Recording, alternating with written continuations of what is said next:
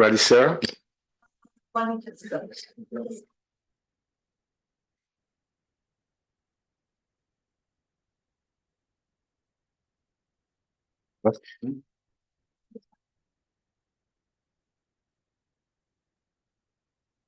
call it order for the City of Petoskey City Council meeting for February 17th, 2025. I ask that you rise with me. Oh, go ahead, then we'll do the flag. I'd like to call to order a special ZBA meeting for this evening. Okay, everyone, please rise with me for a pledge of allegiance to the flag of the United States of America. I pledge allegiance to the flag of the United States of America and to the republic for which it stands, one nation, under God, indivisible, with liberty and justice for all. Would you please call roll for the City Council? Here. Walker. And Murphy. Present. They have a quorum.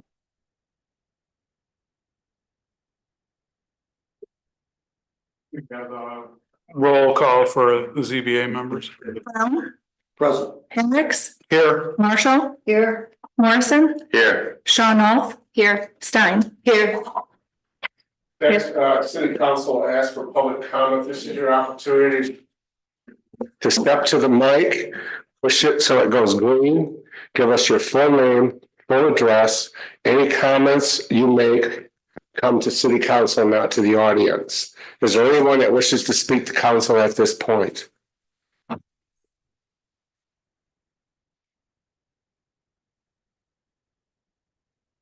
Marshall, 1015 East Mitchell. I'm speaking as a resident at this moment from a family of people who walk all over town. And I want to add my voice to the people who have complained about the situation on the sidewalks. I've had to walk on the street because the sidewalks are not properly groomed.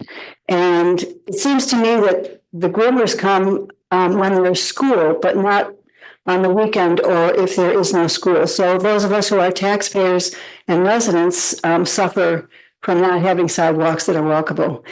And let's remember, we pride ourselves on being a walkable city, not a seasonably walkable city. So I hope that those that can will get together with the newly hired people and really rework what we're doing with our sidewalk maintenance. Thank you. Thank you. I can tell you, I've had discussions with city manager actually Friday, and he's looking into the whole program they will be developing.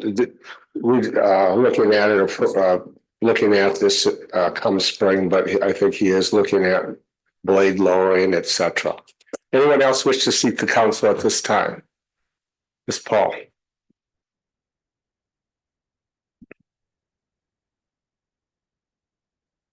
Lori Paul, 603 East Lake Street.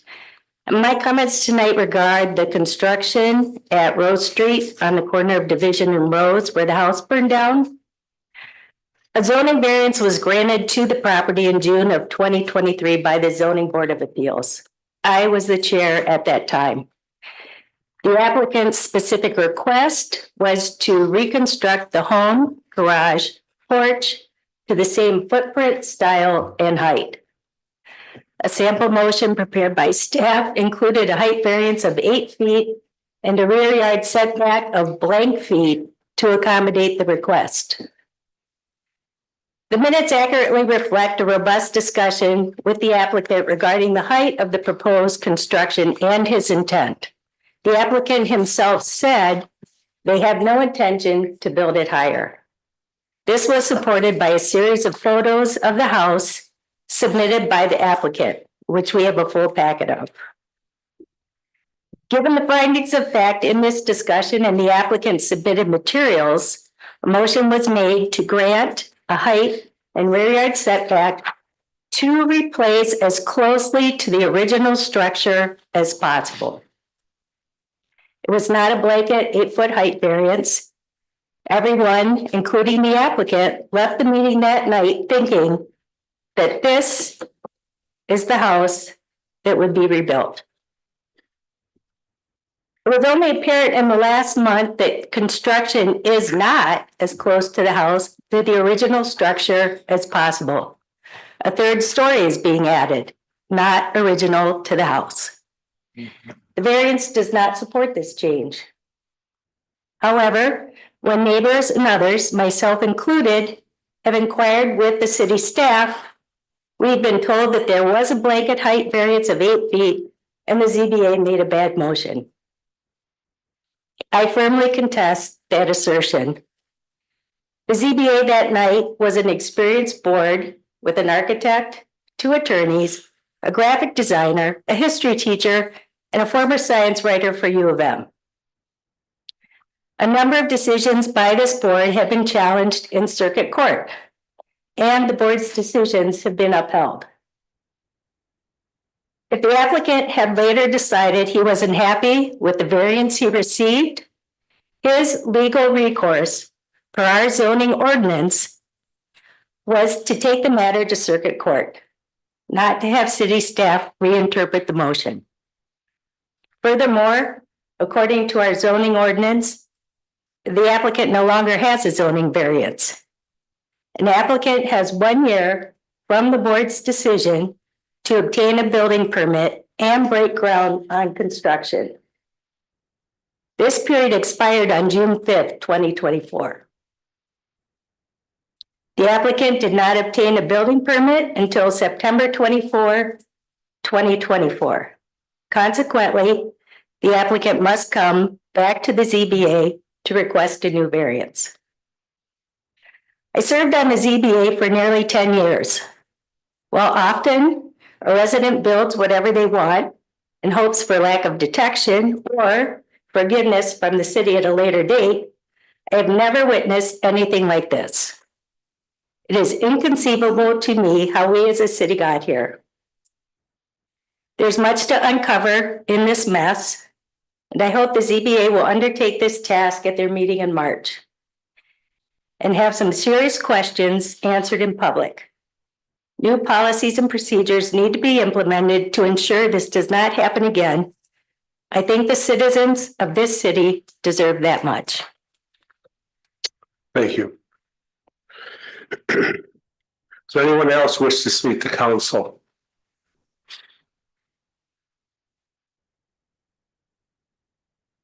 Hello, my name is Tom Margarita.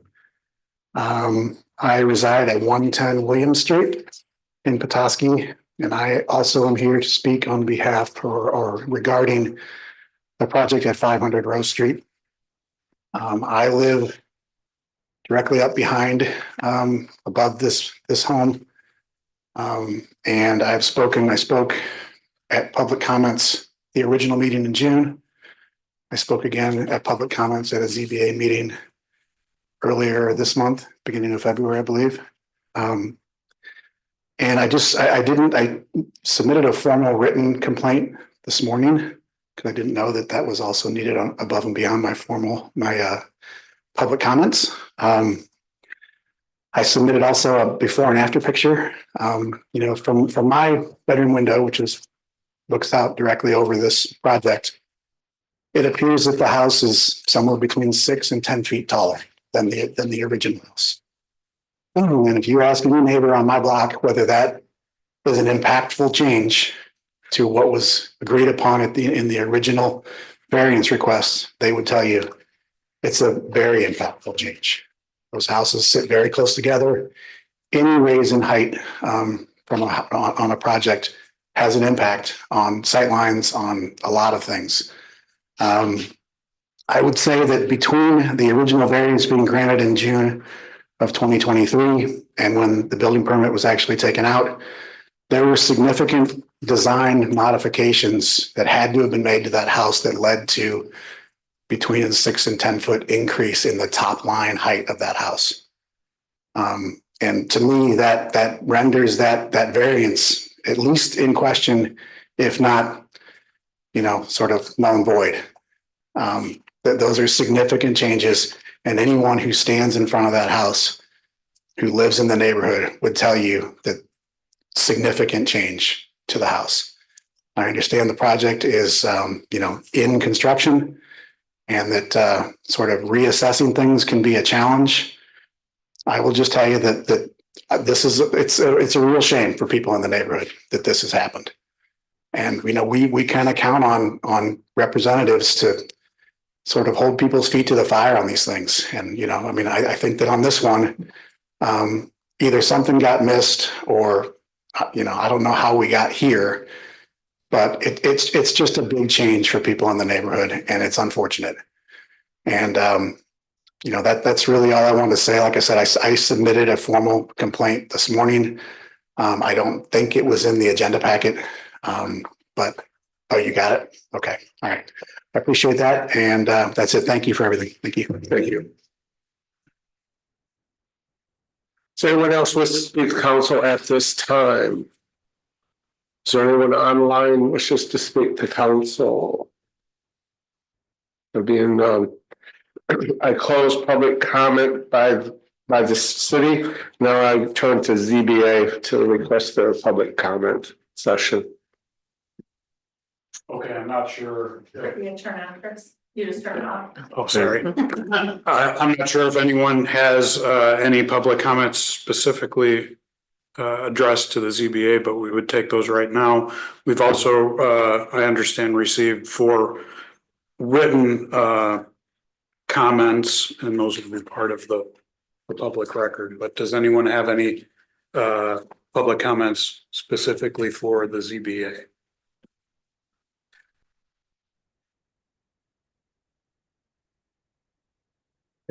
Close. All right, we'll close public comment. Okay. Next, it's goes to city council to propose the adoption of a resolution that would go into closed session. I'll go ahead and make a motion then. Thank you, Ms. Walker, and second by Mr. Knobtrop. Thank you. Have a motion from Ms. Walker, second from Mr. Knobtrop. Any other discussion, council? I go to Ms. Beck for roll. Walker. Aye. Knocktrop. Aye. Shields. Yes. Demore. Aye. Murphy. Yes. Chris, your turn. Okay, I'd like to make a motion for the ZBA to adjourn to closed session to consider material exempt from discussion or disclosure by statute pursuant to MCL 15.2681H, specifically identified as an attorney-client privileged written legal opinion. We have. You need a motion Oh, I'm sorry. I support the motion. and a second.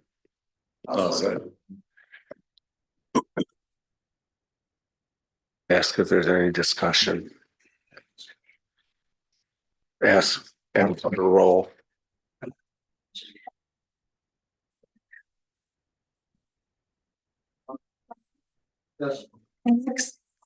Marshall. Yes. Morrison. Yes. Sean Oath. Yes. Stein. Yes.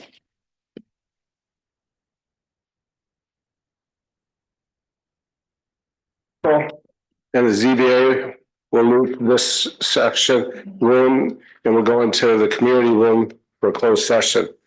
When the closed session ends, city council and ZBA will return.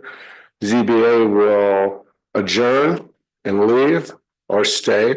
City council will then carry on with the rest of their meeting. And so there will be, we have an agenda, so just letting you know, we will be continuing that when we return. So with that, thank you for attending.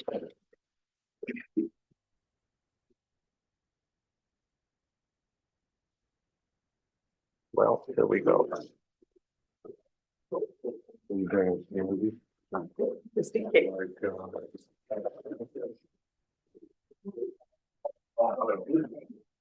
There's a reason inside. Sam, Ira, and where's the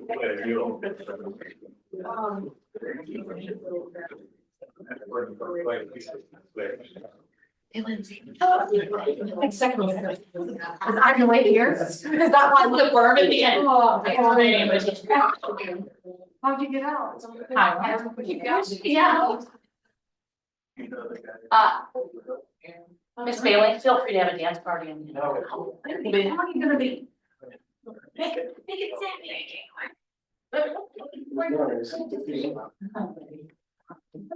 So I said.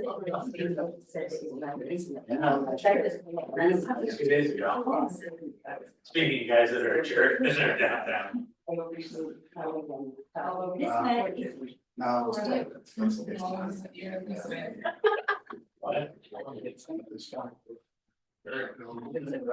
Oh, brown shirt.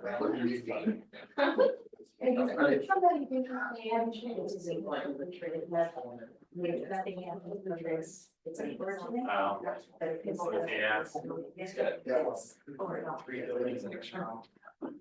Yeah. Oh, yeah. No, realtor. I haven't been here very long. Realtor doesn't keep. Yeah, that's the biggest tragedy.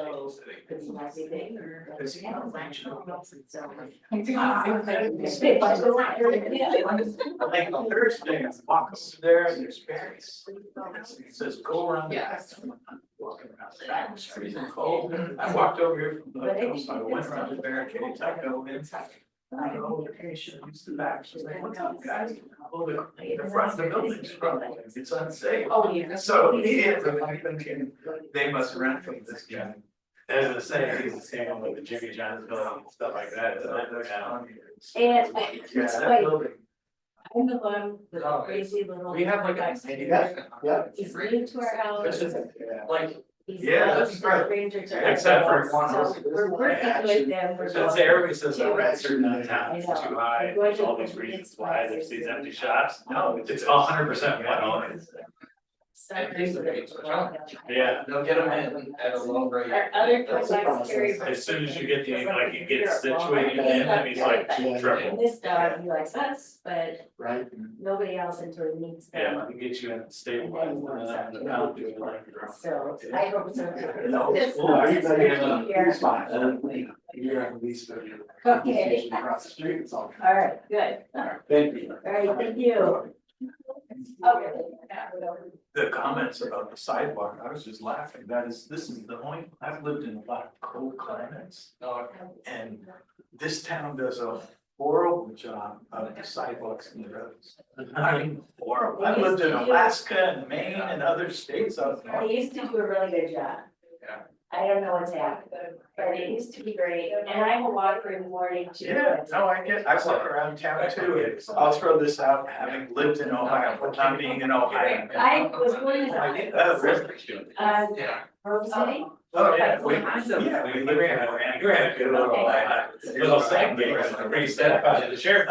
Somebody, But in has Granville, in Ohio, I think you have to be motivated out. If We're you're in your house. you can't go. Yeah. And in Granville, you can. No, it's a sidewalks. The sheriff brought us a small jail team, all brought, they all So came. you have to show. So yeah, there was like 2 rows in the back of the church, they were all handcuffs.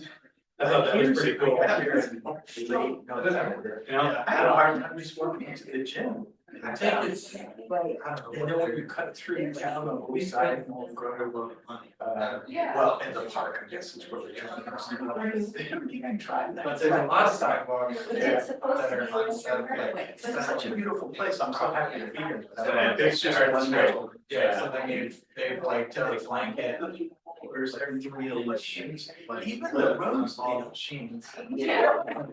Some days, I live on, some days, yeah, some days, 3 days, that's 3 inches slot. Yeah, The sidewalk But is it's way like, better. I don't know what that is. So you know when, we have. They actually come here. It's just, yeah, really bad. Yeah. It's like a rush snowball, and that thing like. They're not. I see it all, but then I don't see it. But if you're a walker, like, I don't understand boots on or something. No, that's the best sidewalk that we have in town, Yeah, is the I brush. don't always have boots and I'm not young, that's Well, what. there- It's like a brush slash snowboarder. Food Takes a truck, lot. here's a lot of good ice burgers there. The yak sack things and stuff. And he's got some better ones in the address, actually, so that are more spiky things. We're looking at now, because it starts. Well, that's gotta be the. That's actually more dangerous when you hit a nice one. I lived in Yosemite for a few years, so Yosemite, about that time. What's coming back to what's all the next. So, yeah, I didn't get started on this. Like, I mean, it's just houses. Yeah, it's sad. Yeah, All so of a when sudden, you going down, first moved here, you had Arlington. 24 hours to clear They drop. Yeah. sidewalk. I thought that's what it was. Nobody cleared it, and so then the city decided to take out. There's like a guy who's telling you. First development. And sometimes the city does this. Somebody just needs something, right? but not now. Now I think. And then they sat there um, for like 2.5 months. They shut their mouths, right? Like, you know, busted it out after they. Something. I mean, it's hard. There's some sort of. And then that gives the business some of the line. They can do that. Yeah. They lived in Maine, worked in the West. Or your tenants put pressure on you too. Right. In Ohio, your neighbors out there right after snowstorm. I was calling there. Yeah. My husband was out here. Side of our. Yeah. Normal. It can't be blurred out. Well, yeah, be normal 180 days. Otherwise, if you do over 180 days, my wife, she's used to it, it's a great call, the bathroom, all that stuff. When you go over 180 days, then all the construction code comes into play. So you're right, we can. It's bad, I do, they work for. And so. I mean, we can do a. We can do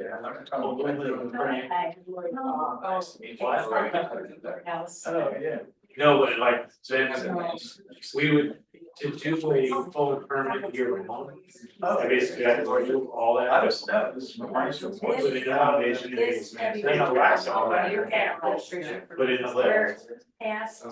And then, we gotta go, I heard that everyone says the last few years that bad life, but it's, and so we do all of that. Yeah. It'll be spring soon, right? It's a year worth of construction. There's always hope. Well. I can't get to an economic viable. They'll be Buy thinking. to buy gypsy vodka just to get their wedding venue. Yeah. Yeah, well, let's just. With these modern. Yeah. We're to build a steel glass. Beautiful. You too. I could call the Western Center, get gypsy vodka for free. Equestrian Center. And be, like, I could buy all of gypsy vodka. Yeah. To get the Equestrian Center and be cheaper than building that. I thought you were talking about downtown.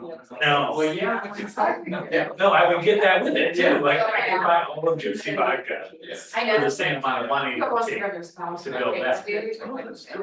No, I don't want gypsy vodka. They're doing pot. I know, we looked at the distillery, they're doing gummies. But if the distillery would have been somewhere besides where it was, and I think they're still looking for somebody, so I can't tell you who, but if we were to, the location just wasn't great, it was too big of a draw, it was too much risk. Now, we had to distillery in Kentucky, John was spent 3 times as much. Like, yeah, it's weird, like, And Courtney's dropping I mean, anything, every project's got its, you know, its scope and its return, and that becomes what it is. But then it's like, there's this place that John used to hunt in Georgia. That the guy. Oh, that Courtney, I was like, I didn't have. There's no longer doing hunting there, and it's like one of the few places where they have wild, quail. You know, instead of like place birds, it's wild quail. And the guy made it a wedding venue thing, it's like that. The guy bought it mainly to buy the condo. I was not. And he wanted the cows. Yeah, so he's saying, John's like, I'm gonna work with this guy, I'm gonna carve out the 800 acres that is he's like, if we should get a mansion, we can make it a honeymoon tree thing, and I'm like. Right, yeah. He's like, oh no, that's why we're talking about this without Matt here, like, this will lose money. Yeah. He's like, because one of the good hunts every year, there's only so much quail season, and you gotta really manage, because they're wild birds. He's like, and one of the good hunts we're in, it's like, guaranteed this is gonna be fun. Yeah. Yeah. And you can charge for deer and hog and, you know, dove and all that stuff, but like, he's like, guaranteed this. I'm like, how come I don't get to like, cause like, well, no, every project's got its budget, it's got its return, it's got its plan. This one's plan is gonna be to have this really cool lodge and we're just making money. I don't like that. But it's 15 minutes from a 7,000 foot runway. Oh, nice, yeah, that's good. So Gulfstream, like that. Yeah. We can make it a really high hunting lodge. Yeah. And we can do those kind of things because you got that runway. The distillery we looked at, great moves. But they're out in the middle of nowhere. The landing strip by them is 4,800 feet. So like, great for Sam, not good for anybody with money. Yeah.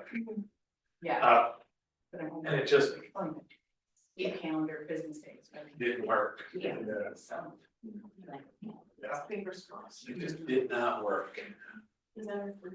But that's where I most likely we're gonna be in a spot where, I mean, like the wedding tent that we did behind the Iroquois for John's wedding was aluminum squares like this that go up, but is the roof on it? I mean, it's bigger than ours. Oh, yours is the tube tent. No, well, that's, I guess you could maybe classify it as, ours is. Yeah. Have you seen ours? Uh-huh. Yeah, the one that they set up for this, yeah. No, it's double the structural integrity. Yeah, it's, Ours is pretty legit, like those tree lines that came through and took down half the trees in downtown, that thing just. Didn't move an inch, the little like marquee tent. yeah, yeah. Like, No, this is, it's like, they do the same thing when like, Formula One's coming to town and they build these big multi-story structures and stuff and everything. so it could have floor and stuff. Oh, yeah, no, we got floor, we'll have portable heat, air conditioning. You wire the whole thing, chandeliers and lighting. But yeah, you know, you unplug the two phases of, quick connects. And the whole thing, take it down, That's. it goes down, whether our guys can take it down, or we just like. The crew we used was out of Chicago. You just buy them up and put it up, buy them up, put them down. Store it. But it was the trailer. Yeah. Put it up, warehouse. I got. When we're done with Harbor, we only have those two 16-foot box trailers. Yeah, that's the ones from construction. Yeah, we have the two just for moving stuff with the boat around. Yeah, no, we got. More trailers. That makes sense. But I mean, if I could do an entire landscape and tent lighting and build the building out to get the walkway and or kitchen space situated. And I can do that for 2.5 million. That, roads and activations, weddings and beautiful structures. We would refine it to the kitchen. I want to get it to where it's no taller than your gazebo structure. That's, that would all go, the bar would go away, the fountain would go away, the gazebo would go away. Right. New structure out and then still have the end. Okay, that's wedding space or. I think they did that. Cause these things, like, they have, In 95. they have true, like, you can put in Right, oh, yeah. a real wall with real doors at the end of it. And these are, Like. Isn't it? More of a structure. I don't know how to say real structure, but Yeah. I see you probably should. There's. Yeah, I agree. How did you interview with the board? But we talked. good. They are She's one of our consultants for you. Oh, she's like. They are, one more family chunk is interviewing, I think that's what's gonna. but Because we're not. really everybody is Right, which is really important. anything signed off on it. You're going to that, yeah, we'll see. Yeah, whatever. It's.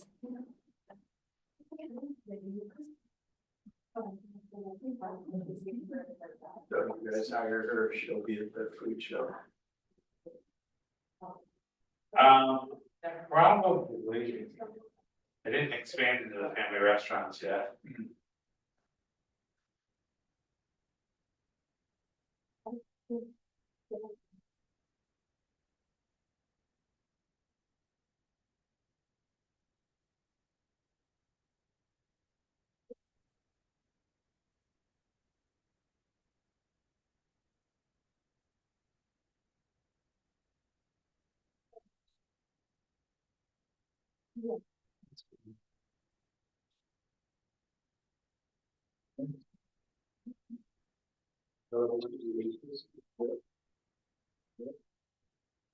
Pretty fun. Nice. Well, the only time I played in Harbor Springs last year is when Pier was having their meeting. Oh, just playing Harbor Springs. I was on the island, Yeah. and Harbor Springs was actually closed for the day because they were striping. Oh, I didn't know. And, No, I got into Harbor Springs, they're like, we'll be done by 2:30. I said, all right, I'll come in around 3. But I'll take off the island at like, 2:30, and I'll call you guys up now. Like, worst case, you can circle probably.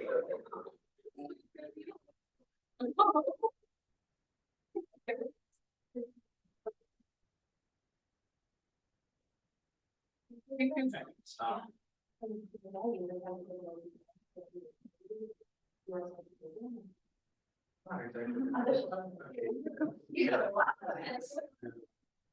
Funny. Never had a meeting in my career before. Oh, you know. That's this gear. It always like this on the road. So. That's got the tarp on it that we used to, because it was clear all the way through. So we put a tarp on in the daytime to keep it cool. Yeah. Yeah. But yeah, that was the, Yeah. Yeah. this was obviously way taller. Yeah. And all the beams there are all wrapped in fabric. But yeah, the whole wall is opened up. That little divide between the two sections up, which is nice. It's kind of ended it on one side. Which that's very tall, but you can bring the because it's only there in the summer, you can bring the pitch down, cut it in half. Nice. And then probably do still a white top and maybe line the inside, like this is. Like a. We lined the inside of the Jockey Club's tent, that was the band for the Oh, cool. dinner up there. Yeah. So the tent was ugly, Yeah. so they got the fabric from Draper and then they did a wall curtain. Nice. And they lined all the inside of the tent Oh, cool. with fabric. And then used the same pattern and a cocktail table. Oh, yeah, cool. Like long. Yeah, so they made those floor lengths for all the cocktail tables that matched all the liner. Nice. Because yeah, you look up at the inside of the tent, it's usually pretty ugly. Yeah. Oh, those clear ones look cool. Yeah, that was they had 2 sections of the structure up. Yeah. But yeah, it's like maybe 6 Mexican guys and about 2 days to set it up and it came down in a day. And pulling the thing over the top took about another 2 or 3 of us. Cause we were up against the wind. Oh, you have to. Yeah, we have to pull Oh, the over the top piece. yeah. Well, that. And then they were walking around the top of it and Yeah. everything like that. I was just like, that's Yeah, nuts. it looks like just a bigger version.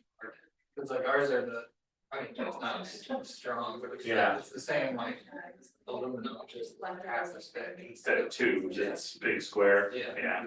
And like they put it in the same, track up and over. That's how they like install ours, and that's how it goes from the 30 to the 60 to the 90. Cause I can just put another. That's what I'm saying. Yeah. So help me with the tent. So did you guys own the tent? No, so you rented it from the tent maker. Correct. And you guys paid for the tent rental. Correct. It was part of the 12,000. Correct. You still spent a lot on tent. 5,600 each time. Yeah, so when you get only $6,000 for the space on a weekday, Yeah, you don't make a lot of money. yeah, yeah. And then, but I was saying, you guys never held the rose room as a backup venue for the wedding. To me, that doesn't make sense. Never, never. Yeah, but I'm gonna find it because the language in the contracts. One of their primary options, the primary use ones. Has the rose garden and the rose room. I mean, it's news to me, maybe we wrote it in the contract, but we never. Road bases. All the band stuff and lighting stuff. Yeah. And we kind of ramp off the drays. Yeah, Off the horse trays. yeah, And then we were roading all the road boxes. yeah, So that's a horse tray. yeah. And that's how we were moving our road boxes. Oh, that's funny. Wow. That's cool. Yeah, no, Lish and I, she's the wedding planner. Yeah. Her and I, oh, nice, Paul's not a weatherman. But you sending your name? Sent me a picture of the venue, so he wants me to know he's there, so he can. Location must stop by in the window. Yeah.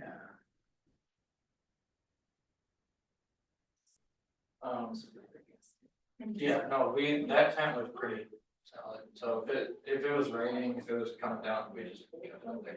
Lightning was a little bit of a different story, but. Well, lightning, you could delay something, yeah, but what do you do with them there in the hallways, if they go and knock in, or, I mean. Yeah. Yeah. Well, I mean, it's very infrequent that we would sell the rose room and the breakcraft room and like. Right. So. So if somebody wrote into the language, they didn't tell me. I mean, it's ambulance just to insist on that. Well, I am too, because the only reason we've ever done it is if we like have a tornado come through. Right.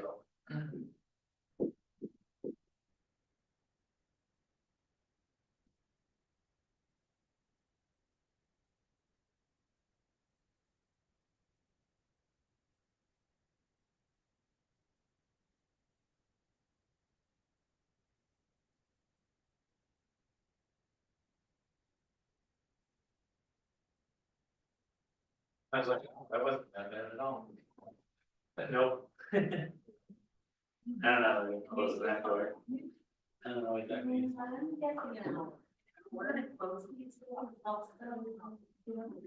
No, do we need to be on a certain side? No, you don't need to.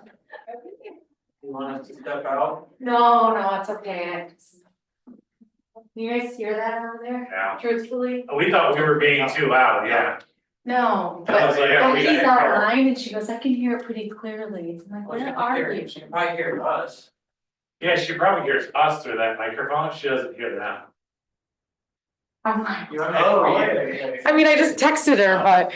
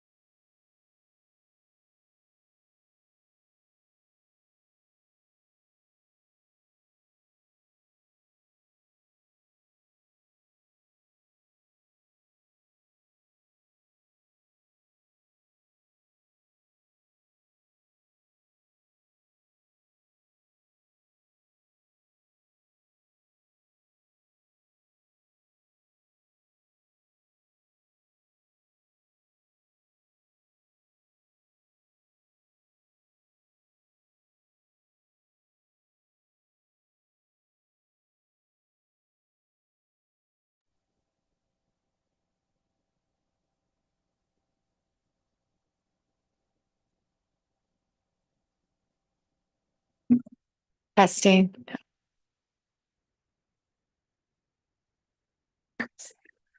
Okay, I'd like to move to adjourn the special meeting of the ZBA. So moved. All those in favor? Aye. Aye.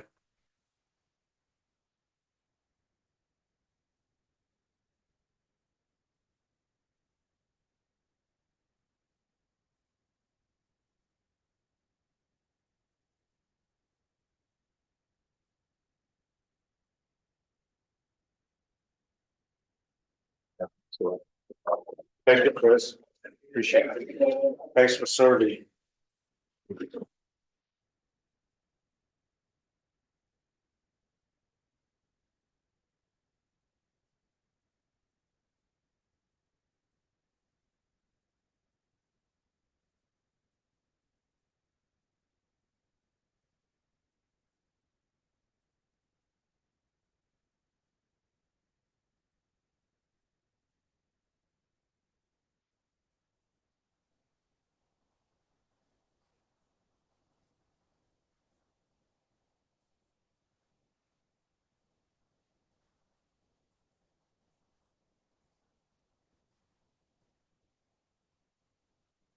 Sure.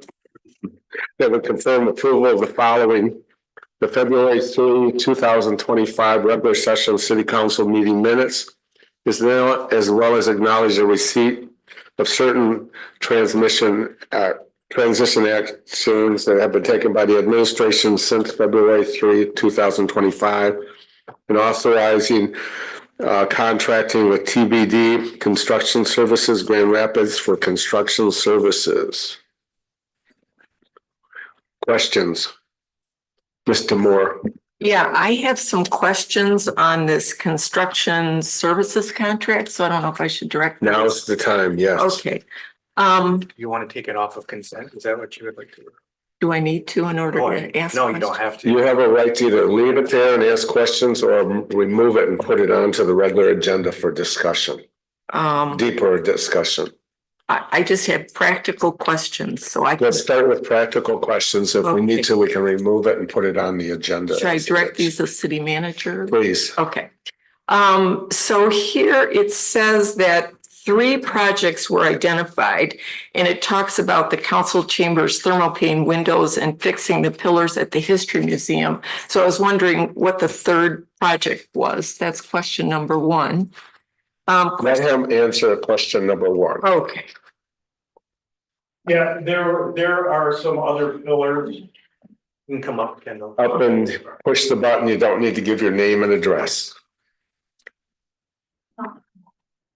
Hello, Mr. Klingelsman. Hello, thank you.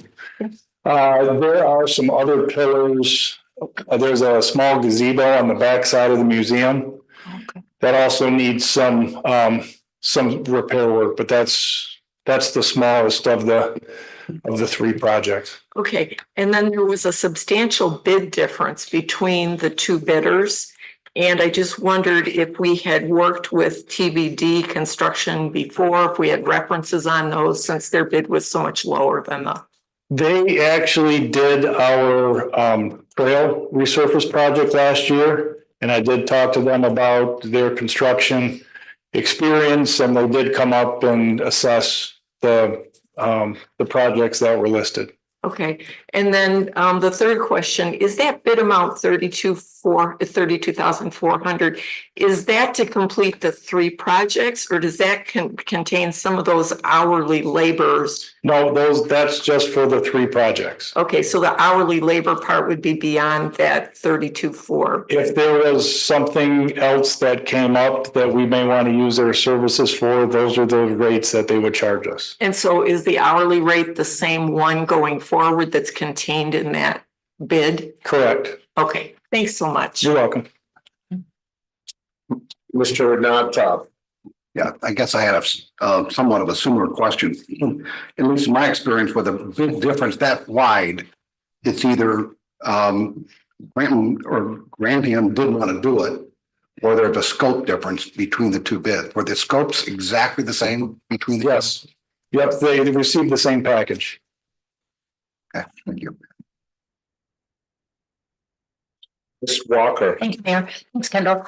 Can you tell me what happens if there's any change orders that would warrant a higher cost for the proposed contractor during the duration of fixing these projects? Well, they're locked into those prices to fix those projects. I mean, unless there's something beyond the scope of those projects, then that's a discussion that I would have with them. But for the projects that were listed, they are locked into that 32,400. Okay, and then I have another question, Mayor, if I may. Please. So would this TBD construction services within the scope of, if they were granted this contract, would they be able to subcontract out the job to a local contractor? Or are like travel time and hotel expenses included in their bid to travel from Grand Rapids? That is a catch-all bid. So, yep. Anyone else? Do I have a motion or a possible discussion or questions anymore? I'm happy to make a motion to approve the consent agenda.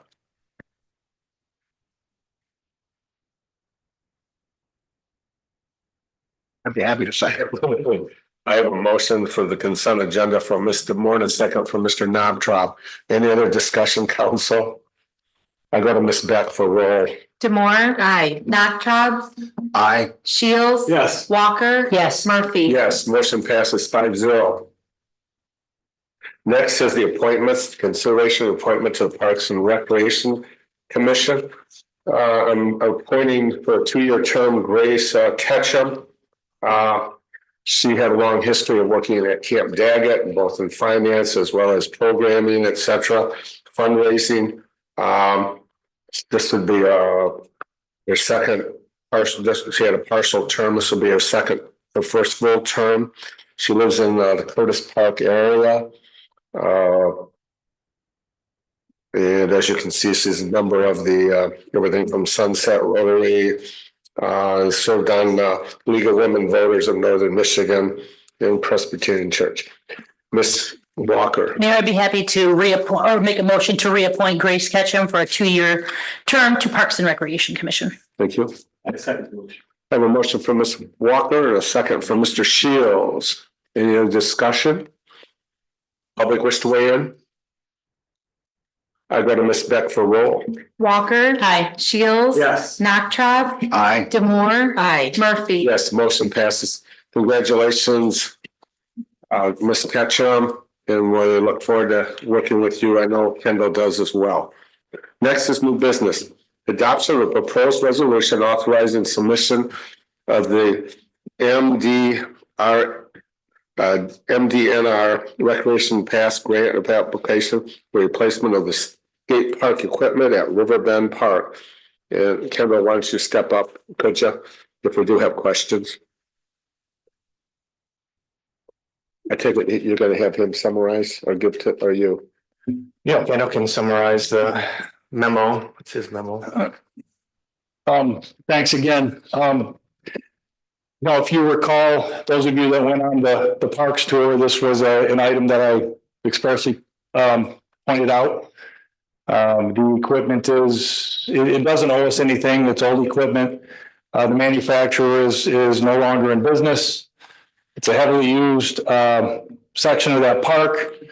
I think it's a nice complement also to the apartments that are going to go in at the Maple Block area. This is an item that is also budgeted or identified in the 2026 capital improvement plan.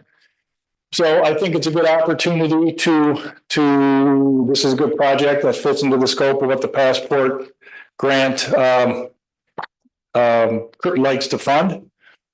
So I'm asking for your approval. This was supported by the Park and Recreation Commission. So I'm asking for the approvals to submit the grant. Do I have a motion to open discussion, or you can have discussion first either way? Ms. Walker. I'd be happy to make a motion, Mayor, to approve a resolution supporting the submission of a Michigan DNR Recreation Passport Grant for the replacement of skate park equipment at Riverbend Park. Second motion. Okay, so I have a motion from Ms. Walker, a second from Mr. Shields. Now for discussion, Mr. Shields. Mayor, thank you, Mr. Klingel-Smith. So I'm supportive of this, grant application.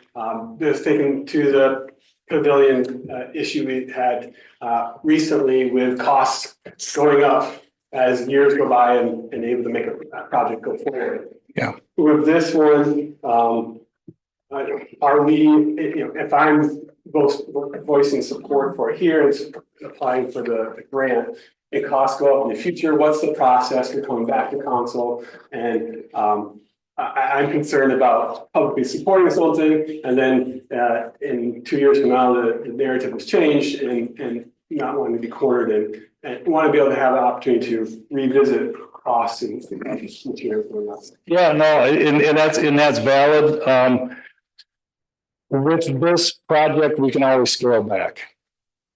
Okay, I mean, because this project will have several different components as part of the replacement. You know, the skateboard park right now, I think, has 6 or 8 components to it. So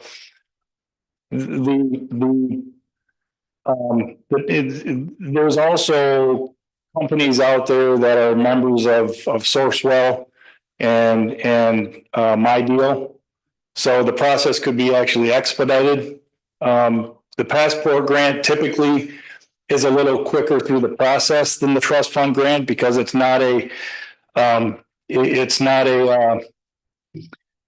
staff recommended grant. So it doesn't have to go through the political. So my intent is, to get this submitted, hopefully get it approved and recommended by the fall, and then we can have this ready to go by spring of next year. And I'm also I've reached out to the skateboard community to get their input on designs, and believe it or not, I'm not a skateboard expert, so. It's been designed out yet. I have a concept. But I really want to work with that group to see if there's anything that we can add to that. And you're assured that this 300,000 will fulfill what the improvements that are needed for that. Yeah, I'm confident. Okay. Mr. Moore. So respectfully, the struggle that I'm having is an adjunct to what my colleague, Mr. Shields, brought up. I'm struggling with the fact that, grants are always good, but we're getting the grant before we know what the project is. So generally speaking, do I think we need to do something about the skateboard park? I do. But this kind of harkens for me, as Mr. Shields said, to what happened at the Winter Sports Pavilion. Now, I wasn't sitting at this table when that was approved, but I'm sitting here today and I don't know what is it I'm committing $150,000 toward doing. I support your, reaching out to the skateboard community, but I've heard from some of those people, believe it or not, I have relatives that skateboard, I don't, that said, we like the cement over in Harbor Springs and all that sort of thing. So I have a concern now that I'm committing by this resolution to give $150,000 to a project. I really don't know what it is. And when you present the project, then, what do we do about that? If it's the project itself is for some reason to me or others here, not what we think should happen when we've already made this money commitment. Well, the $150 match has already been committed through the capital improvement plan. Right, so. Committed, what do you mean committed? Well, it's identified in the 2026 CIP. But the CIP is a wish list, basically, or it is. Go on. So this is a project that would carry forward for next year. And we can approach it one of two ways. We can keep the 150 when we redo it, as we start our capital improvement process here in the early summer. Okay, later summer. We can There's options. So one option is we stick with the $150,000 that is identified in 2026 and carry that over.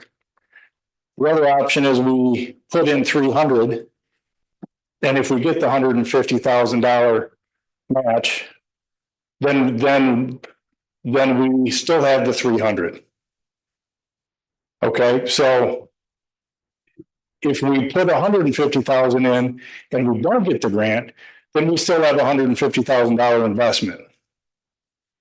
So it's up to you as to how we want to go forward with the amount of money in the CIP. With apologies, you lost me. Okay, so what, moving forward, if we budgeted to spend on the project, which is $300,000. If we get a grant for $150,000, we can either add to that or subtract $150 from our commitment. Okay, because we're matching $150,000.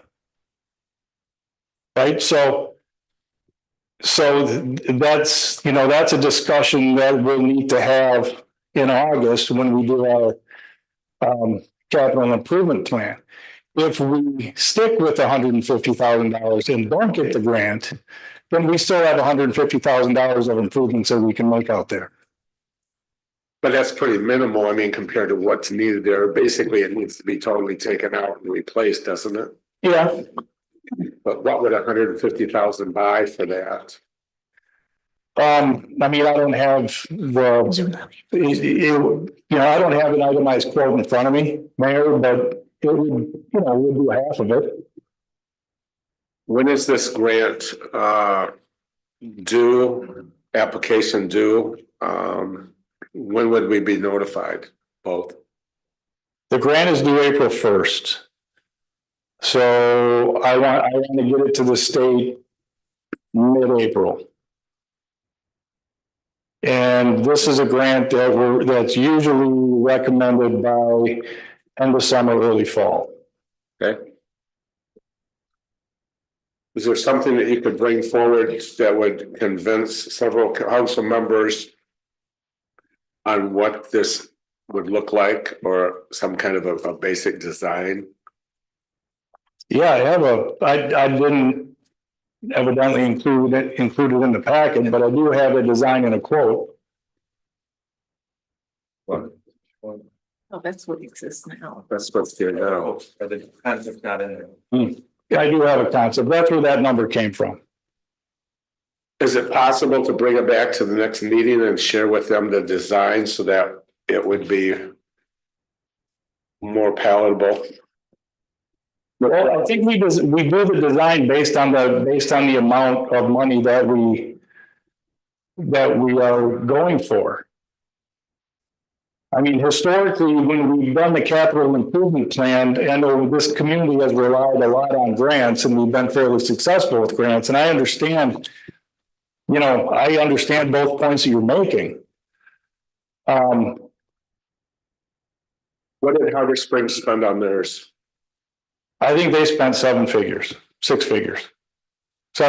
think theirs was closer to $1 million. Should ours? But that's not apples to apples. Why? Because theirs is bigger. Theirs was made of concrete, and they did some pretty significant capital campaigning. There's also increase in cost because they went through the process for years. Okay. I don't want to go through this process like we are with Winter Sports Park. That's why I'm writing the grant. That's why we're going to campaign. And if we get the grant, then we have a $300,000 project. If we don't get the grant, then the council can still come back and say, we still want a $300,000 project. Mr. Nagpal. Go ahead. I've been waiting there. Ms. Walker. Thanks. I understand, but Thank you. Just for clarification, what we're approving tonight is submission of a grant to the DNR. So understanding that also the process of an RFP process to contractors or bidders is another layer of approval with city council. Is that right? That's correct. Okay, so tonight, we're just being asked if you could submit a grant to the DNR. Correct. Thanks. You took my point, because it seemed to me that this is a pretty simple thing. We're asking, I'm sorry. We're asking for, he's asking for a motion to just submit the grant. It's like she said. So it doesn't seem to be too difficult, and we're gonna have controls later on what the scope of it's gonna be, depending on what he gets for the grant. If I'm understanding that right. Miss Moore. Okay, so I respectfully disagree with both of those interpretations. If you read the resolution, paragraph 1, 2, 3, 4, 5, 6, the city council is committing a $150,000 toward these improvements. This is what we did the last time with the Winter Sports Park. So correct me if I'm wrong. Was that what you were? I mean, I have no problem with you submitting the grant whatsoever. My concern is the commitment of $150,000 at the table tonight for a project that I don't understand what it's going to be. And I say that most respectfully. Sure. Well, the reason that I say that we've committed it is because it is identified in the capital improvement plan for 2026. So that's when this project would take place. So if we don't get the grant, then it's a discussion with this board is if we are going to keep the $150,000 for that project earmark in the capital improvement plan, or do we increase it to fit the design of the equipment if we choose to go that route. Because again, we can scale this project back. I'm all about grants. I'm all about doing this. I just need some information about the project before I commit the funds. That's where I am. And if it was just a permission to do the grant, it'd be a no-brainer for me. I read it differently. Thank you. Mr. Shields. Mayor, in this project, you have concept. Can you give us a feel of how much it could, as you talk to those in the skate park world and space, is there a lot of variation? I mean, it sounds like you can scale back because there's different pieces that can be replaced versus a whole complete redo. Is that what you mean by like? Yeah, we have a limited space up there. We're not expanding the footprint of where the skate park currently is. There are some components that need to go. There are priority components that we can't fix and we can't get parts for. Again, they're 20 some odd years old. So if it came to picking and choosing, that is certainly something that we can do. Now, there's also an infinite number of designs and components you can put in these. It's kind of like a playground, right? I mean, you can switch things around, you can add, you can delete, you can modify. So there's options here. And I guess I don't know how else to approach it. I mean, if we're not willing to put the money, to commit the money, then I'm expected to go out and try to be good stewards and write grants. But if I write grants, that might take 6 months or 8 months to know. And then you say, well, we don't want to do the project because we didn't get the grant. I mean, that's hard. It's hard for me to try to plan some of these improvements. Correct. In order to apply for the grant, we have to do a match, correct? Yeah. Yes. Okay. I would hate to see us not get it and spend $150,000 because I have a feeling what we would get would not be a great upgrade from what we have. Yeah, you just wouldn't be able to redo all of the components, you'd have to pick and choose which ones are the worst of the worst and kind of pick that way versus trying to do them all at the same time. Mr. Moore, To be clear, all I'm asking is that we get project information, whatever you have, whatever you can show us, so we get some sense of what we're committing the funds to before we're asked to commit the funds. That's my ask. Sure, I can give you a concept. council, do you wish to make a motion or do you want to see the concept first? Yeah. Yeah, I did. Motion was made. Are you still good moving forward with it? Do you have any questions or comments? Anybody? Comments? Okay, I'm still good moving forward with the second motion. Just a comment, general, I think this is, this is an interesting question. I have sorted out in my head about the need, the value of writing these grants, seeking them many months ahead of time.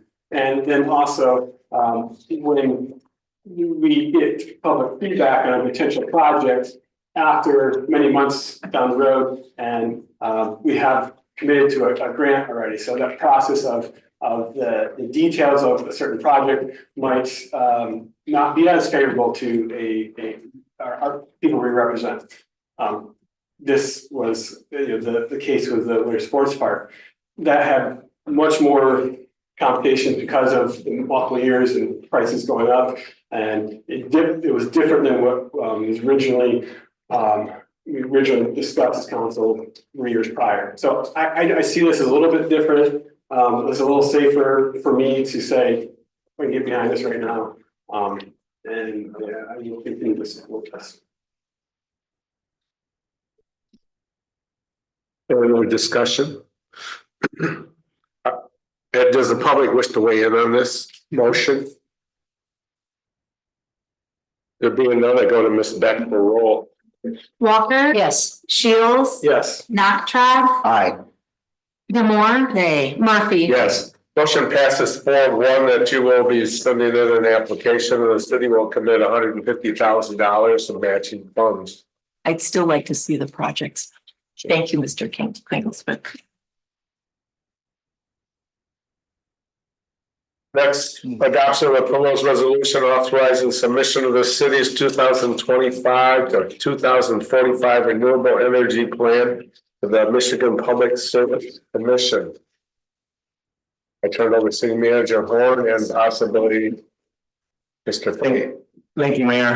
We have Jason Fade, our Public Works Director, with us as well. Jason and I participated in a call with MPPA. This is somewhat of a housekeeping issue. All members of MPPA, which is Michigan Public Power Agency, were one of how many members, Jason, in the state? 22 members. So the Clean and Renewable Energy and Energy Waste Reduction Act, or Public Act 235, that was enacted in November 2023, essentially requires all municipal electric utilities to file their renewable energy plans, or REPs, for 2025 through 2045, which is obviously a 21-year period, through the Michigan Public Service Commission. And that has to be done, has to be filed by the end of this month. So what you have in front of you essentially is an MPSC, Michigan Public Service Commission spreadsheet. We don't have the authority to change it. MPPA put it together for us using our data.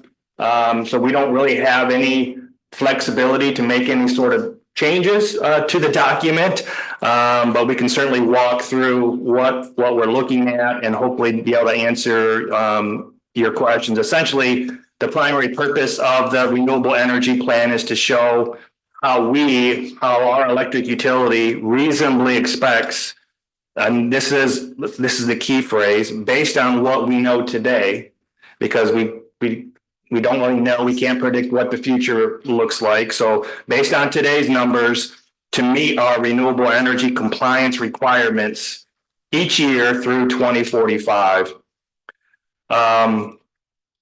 in my memo, it talks about, and MPPA was very helpful in helping us put this together, but the legislature recognizes when crafting this law that a utilities REP is simply a plan. Again, plans are subject to change based on a lot of different variables that are out of our control, but this plan demonstrates this is demonstrated by PA 235's requirement to do an update every 2 years because they understand we need to kind of take a fresh look at this on a more frequent basis. So every 2 years, we'll be filing this document to meet the intent of Public Act 235. So as MPPA put this together for us, it really represents, the REP represents how renewable energy compliance will be achieved through the obtainment of renewable energy credits through that time frame, that 21-year time frame. It does talk about the calculations. If you look at, I don't know, that spreadsheet's kind of small. I've kind of blew mine up. I probably should have printed off an 11 by 17, so I apologize. But you guys turn off your microphones or speak back. Oh. Thanks. So in rows, essentially in rows 11 through 18, the top portion of the plan, that is used to calculate how many RECs, renewable energy credits, we, Petoskey, must have in each particular year to achieve compliance with PA 235 for that year. Essentially, to demonstrate our compliance with PA 235, the ending balance in row 29 of the spreadsheet must be positive every year. So you can see when the calculations are made, we do have a positive balance in row 29, and it increases as the plan moves forward.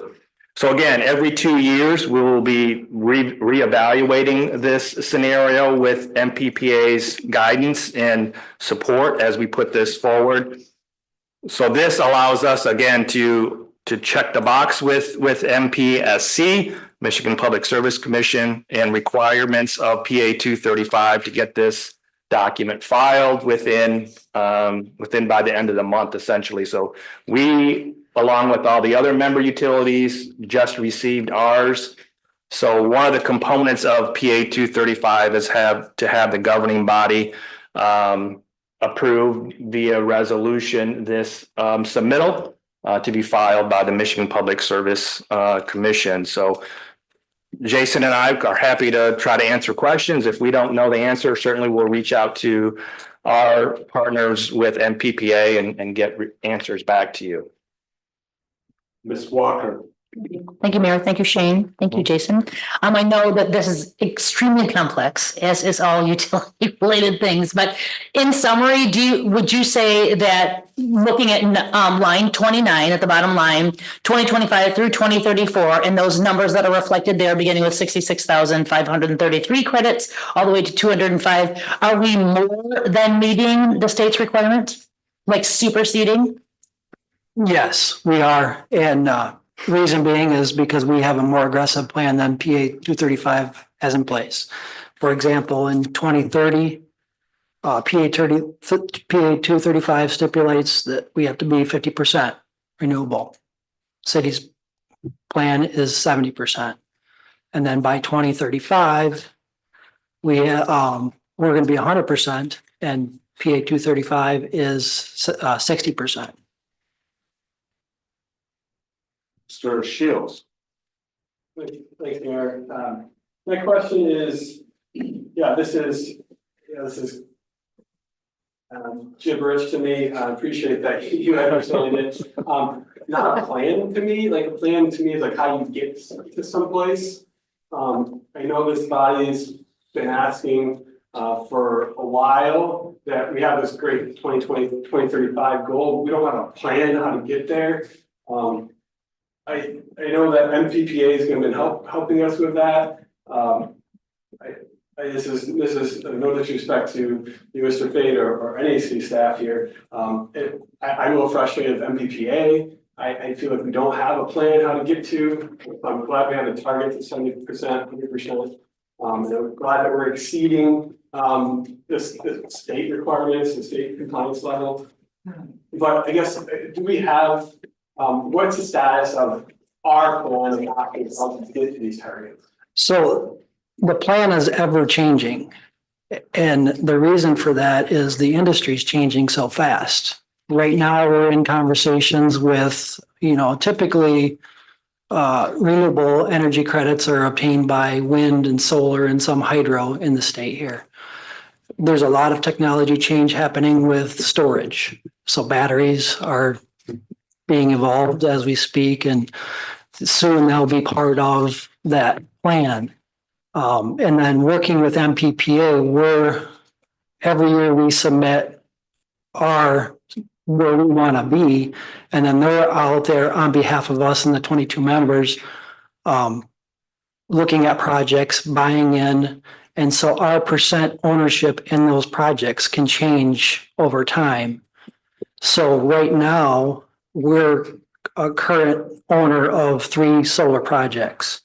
We're a current owner of 1 wind project, and we're an owner of 2 landfill projects, all renewables. Moving forward, what they're forecasting for us is that we're going to be new owners of 4 new solar projects. So, and not 100% ownership, but and that ownership is going to change as our goals move forward in time here. So yeah, I understand where you're coming from, Derek, and I struggle with that because in my engineering world, when I build a plan, it's a little more detailed, but this is just so fluid. It's moving as we speak. Just as the old city dump on Howard Road. Not knowing where that is right now, continuing, hopefully it will be successful, but that's something that 2 years ago was not on the board at all. So there's a lot of stuff that's coming up that we really can't look at, but I think by setting goals for MMPI, that they know our city goals, working with Jason and with Shane to reach those. Ms. Walker. Thank you, Mayor. Thank you for explaining that as well, Jason, and thank you, Derek, for bringing that subject up. Just coincidentally today, I did send an email in response to a renewable energy communities grant that was issued to townships in Michigan on behalf of Eagle. And so I forwarded that, and due to Open Meetings Act, I could not CC you on that message, but I would be happy to ask Shane to forward that to other council members after tonight's meeting. And my ideas were the same. It's like, we don't really have a plan in place. I didn't know where we were at with our volunteer renewable energy program with our businesses and residents. I didn't know where we're at with the data and how much energy the solar array on City Hall has served us over the past 3 years since installation in 2022 or 2023. And then with a 3 megawatt project at the landfill. So I represented your frustrations today in an email, and I would be happy to ask Shane to share that with you. Because my kind of feedback was the same. It's like, I'm concerned about us being able to leverage this and move forward. But that being said, I also understand that this is not a plan, that we're required to make this approval as one of the 22 members of MPPA. And I'm always happy to know that that battery storage is always an ongoing issue, and it is a moving target, and the technology is changing so rapidly. So I understand that to be kind of like the dominant environment. And the fact that thank you for sharing that we are owners of 3 solar projects and 1 wind project.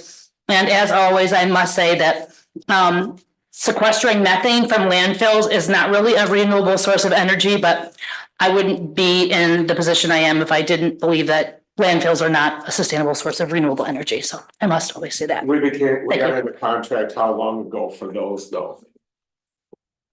I'd have to look back quite a while ago. 10, 15 It's been years. quite a while, yeah. Yeah, and once we sign a contract, we're going to stay in those until it expires.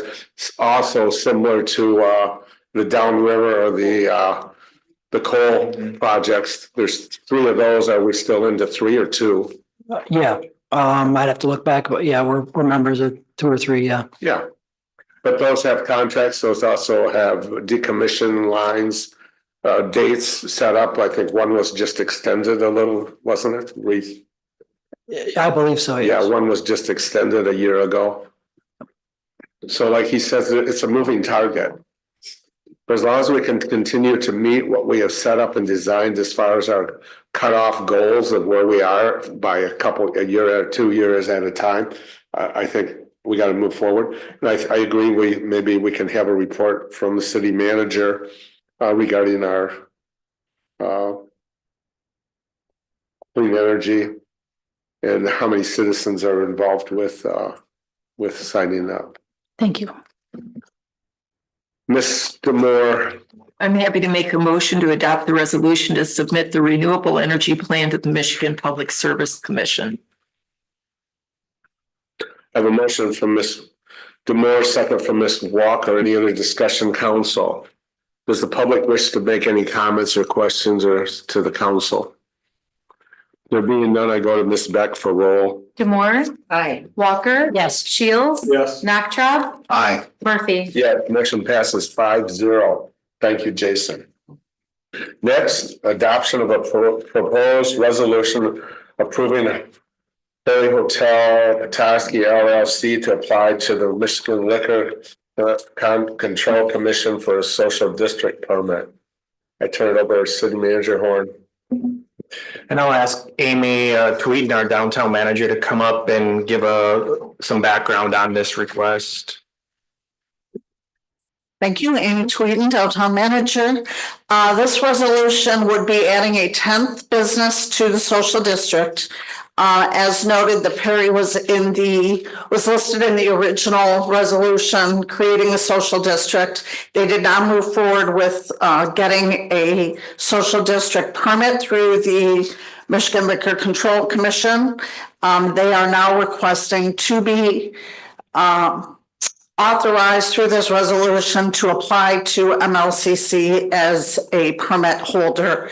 They are within the boundary, and both Rose Street and Lewis Street are within what's called the commons areas of the social district. And there are also representatives here from the Perry Hotel if you have additional questions. I have a question for Mr. Horn.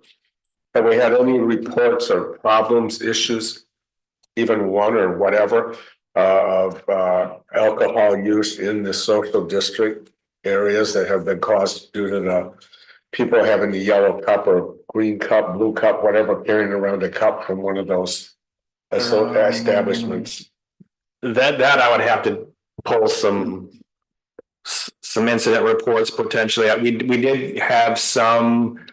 I forgot which event it was, whether it was the Christmas holiday parade. We had one incident of someone getting a little too inebriated. But I don't know if that was a result of having a social district cup in their hands, walking around with it.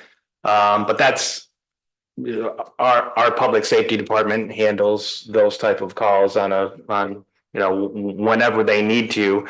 To say it was as a result of the social district or those businesses that participated, I would have to do a little deeper dive. Okay.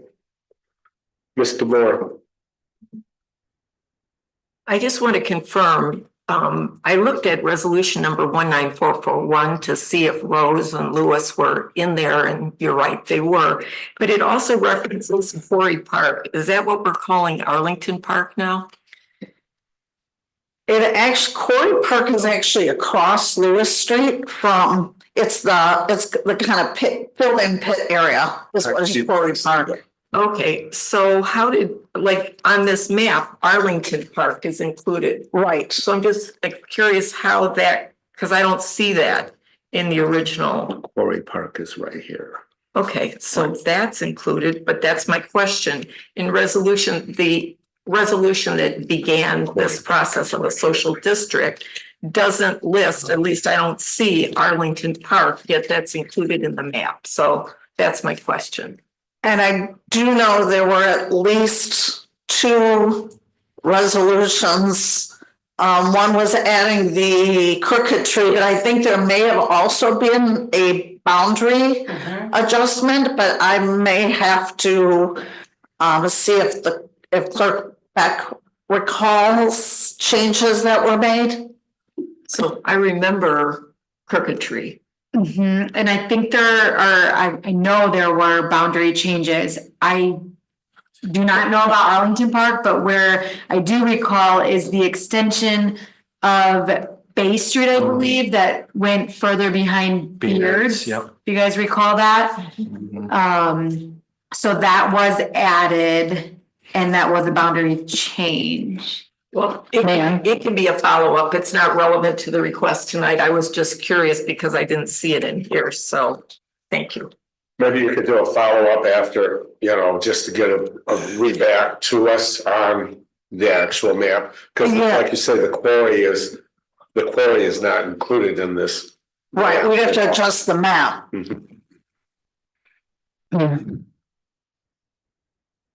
Ms. Walker? Thank you, Amy. I remember that the boundary change happened on Rose Street in that intersection that goes to the Plaza building, and then the family video property was added at the same time as that Rose Street that goes. Okay, the house that's on Division and Rose Street that is behind the plaza where Arlington Park is, that little parcel was added on in addition to the family video property at the same time when we did the boundary definitions. Maybe it was 2022 or 2023.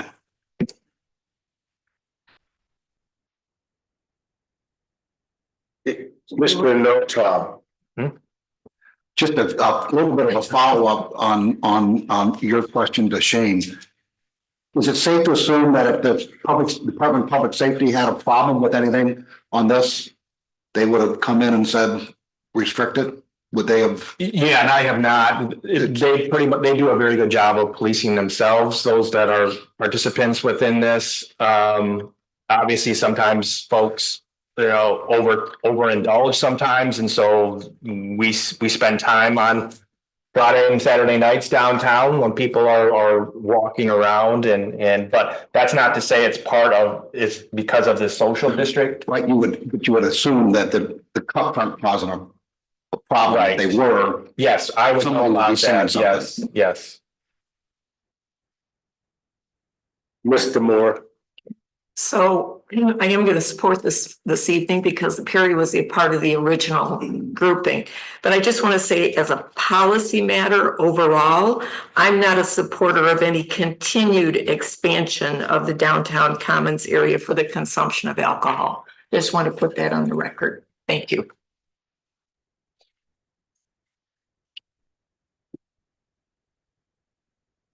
Mr. Shields.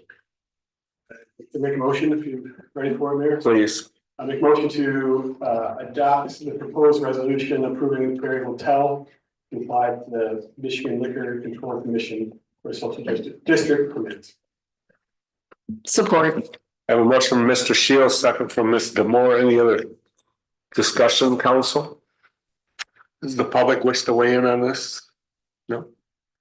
I go to Ms. Beck for roll. Shields. Yes. Demore. Aye. Nachtrag. Aye. Walker. Aye. Murphy. Yes, motion passes 5-0 on this one. Congratulations, Perry. Okay. Thank you for waiting. I was chocolate. Could have been a little bit of a cry. It's only been 2.5 hours, hey. Next is adoption of proposed resolution approving the 2025 design guidelines for the downtown sidewalk and dining deck furnishings as requested by the Downtown Management Board.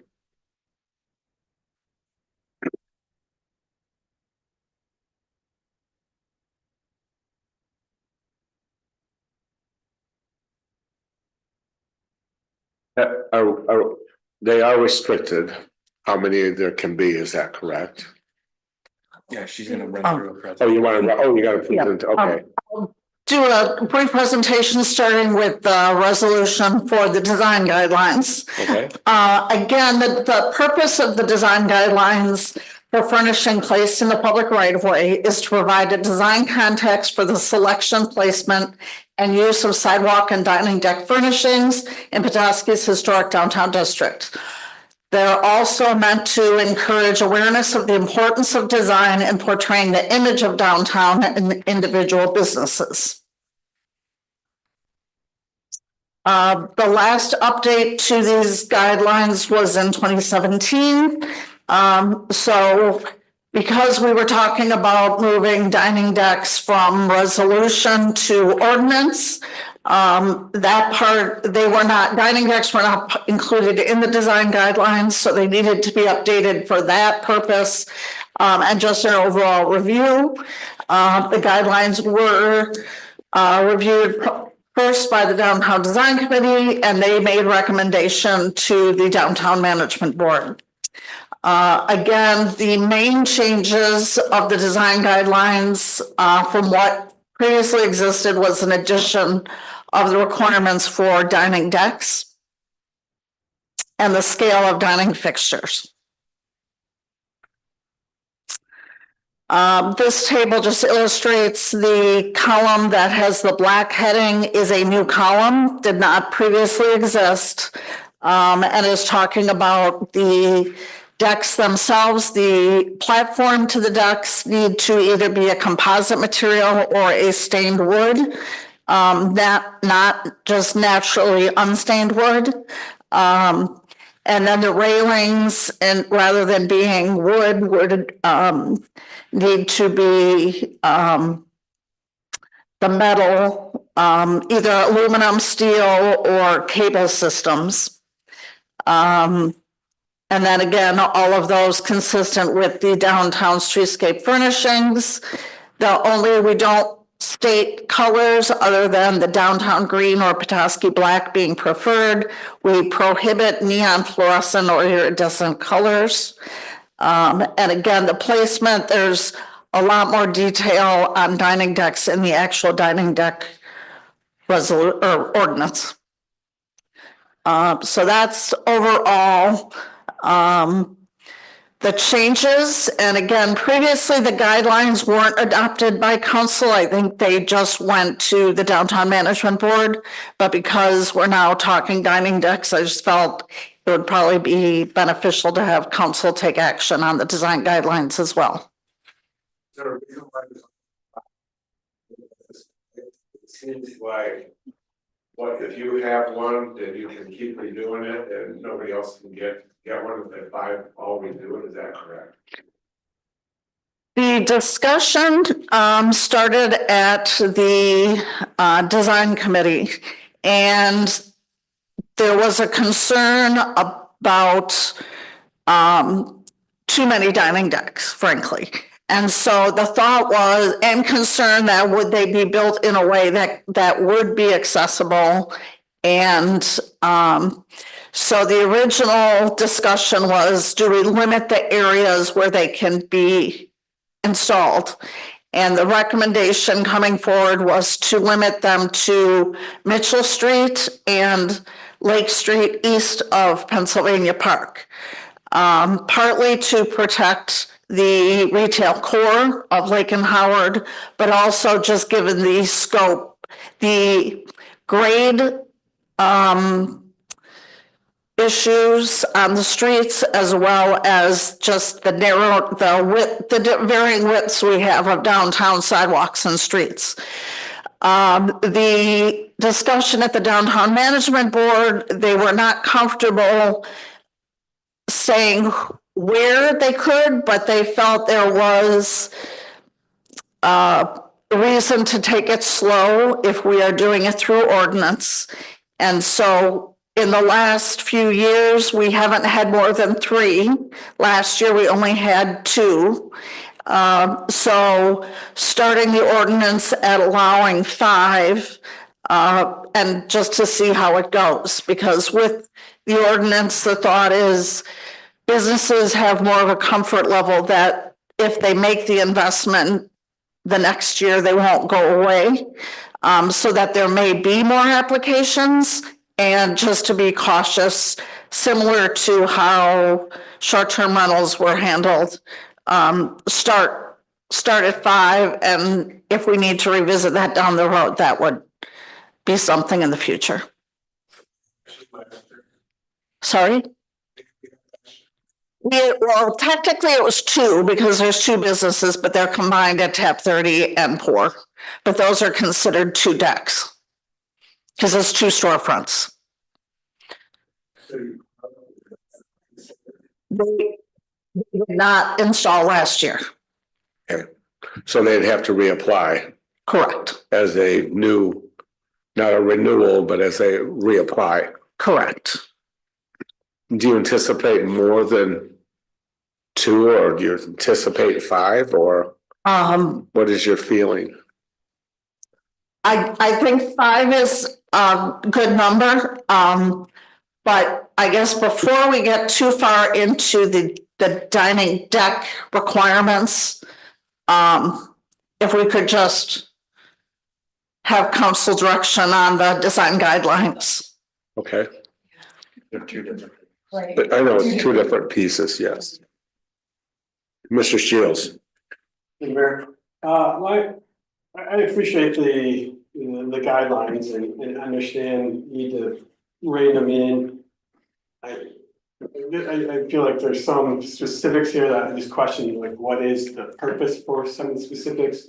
One being the composite. Can you speak more to why is it a longevity aspect or the aesthetics? Why the focus on the composite? And if I see there's stained wood is also an option. This says may be considered. I question that word may. Who determines then versus just striking may and say stained wood is also an option. The composite is both factors. It's durability and aesthetics, primarily durability. And because they are guidelines, it would fall under the ordinance, but the design guidelines are more suggestive, but I guess if you feel that word is too, essentially we're saying you could do stained wood or composite. Yeah. My recommendation would say that. Mr. Laura.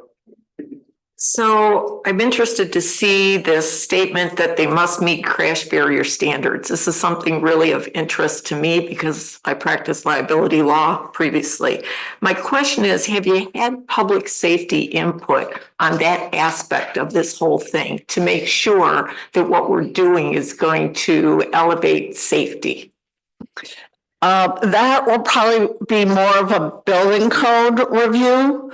But public safety is one of the departments that reviewed the draft language and provided comments. But I think the crash resistance is probably going to be something regulated by the building code. Did you get any input from public safety? Yes. They actually were the ones that suggested that language be added. Okay, thank you. One follow-up, were all the suggestions of public safety adopted? Yes. Thank you. And there is something in the building code for Emmett County that will address that safety of. I don't know that. I don't have an answer to that. But a permit is required from Emmett County. Right. And that's inspected by Emmett County. And Emmett County does have for decks the construction piece that would withstand a car running into it. That I'm not sure of the specifics of their review, but I thought about that sitting when I drive by, and I thought, or sitting out on the deck at Mitchell, at Michigan, at the pub, concerns about traffic going by and somebody looking away and running into one, but I guess that could happen anywhere. Mr. Moore, So I have another question. I'm sorry, because this morphs into the ordinance language, but there's a reason.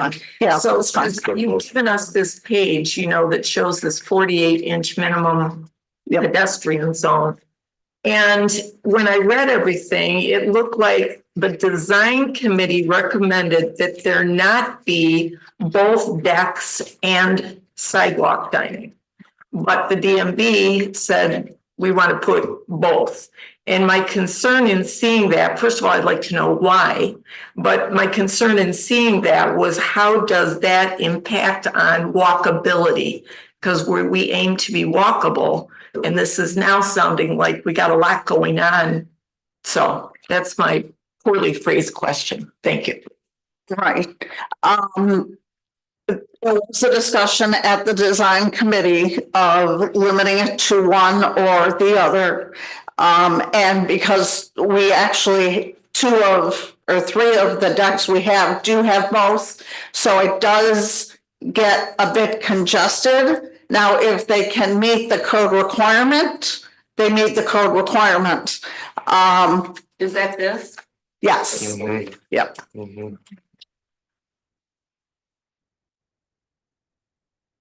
And so why did the DMB want to override or divert from the suggestion of the design committee?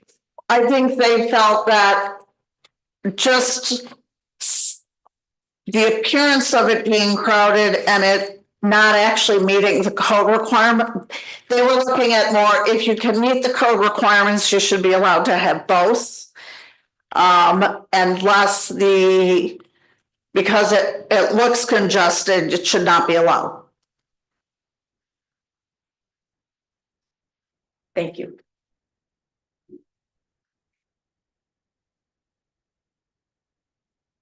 Ms. Walker. Thank you, Mayor. Thanks, Amy. This is very well laid out and so should be relatively shoo-in for approval. But I do have a question about the colors. So in the last bit under barriers, so it says black or downtown Petoskey green, no neon fluorescent or incandescent colors, and iridescent, excuse me, or rusting metal. Is that meant to like corrugated metal that's been like patinaed or looks rusty or just? Yeah, the intentional rusty look. Okay. Yes. Thank you. Mr. Moore. I also saw that somewhere, I think in the DMB minutes, that the 2-chair requirement was maintained. Does that reflected somewhere? Is that, I don't see it in the guidelines, or is it? That is under table setting scale. Okay. So it's compact setting, 2 chairs per table in a single row. Got it. Thank you.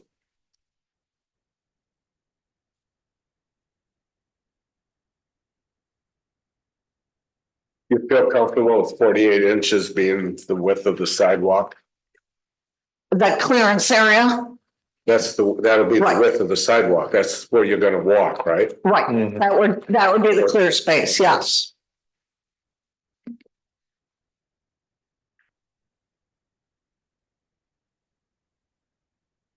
Yeah. Ms. Walker. Just building on the same question. So that would be an ADA compliance. 48 inches is American with Disabilities. Thank you.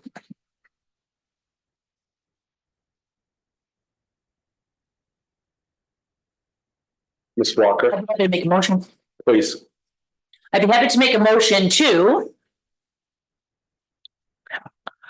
the proposed resolution approving the 2025 design guidelines for the downtown sidewalk and dining deck furnishings as requested by the Downtown Management Board. I have a motion from Ms. Walker and a second from Mr. Shields. Council, other discussion? Public wish to weigh in on this to the council. There being none, I go to city clerk back for roll. Walker. Aye. Shields. Yes. Naktrop. Aye. Demore. Aye. Murphy. Yes, the motion passes 5-0. Let's just stay right there. First reading of a proposed ordinance, it's not a motion, but first reading of an ordinance repealing chapter 8, article 7, open air food and beverage services regulating dining decks? I go to Miss again. So again, this has been a several year discussion. And the purpose of the ordinance is to update the requirement for outdoor dining on sidewalks and to add dining deck regulations to ensure a balance of rights of way use for pedestrians, access, vehicle parking, streetscape elements, and dining. Starting with what had been the annual resolution approval is where the base of the regulations start.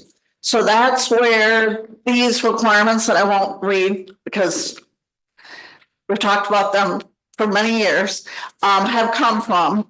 And the DMV felt that there was nothing that happened during the, I guess we call it trial period, that these were under resolution that needed to change among these.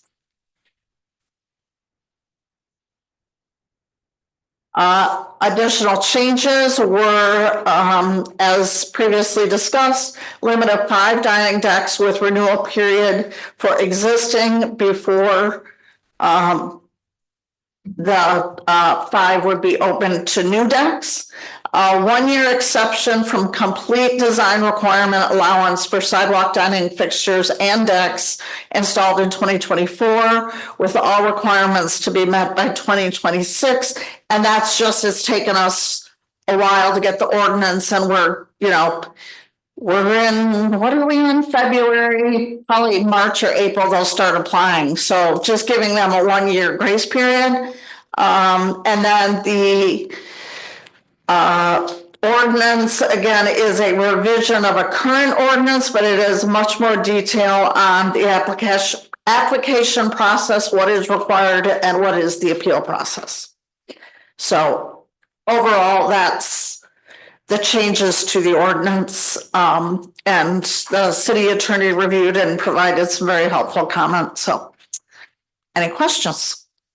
Miss Walker. Thank you, Mayor. Thanks, Amy, for explaining that. I did have one question that I was unfamiliar with that you explained in the last approval, and that was in regards to the geographic restriction. So I understand that there's the outdoor dining ordinance outlines what's highlighted here, but you had mentioned something about Lake Street east of Pennsylvania Park and then Mitchell Street, but not allowing west of Pennsylvania Park on Lake Street or Bay Street. And so I'm wondering where that's highlighted here, or if that was just a reference to something that was once existent.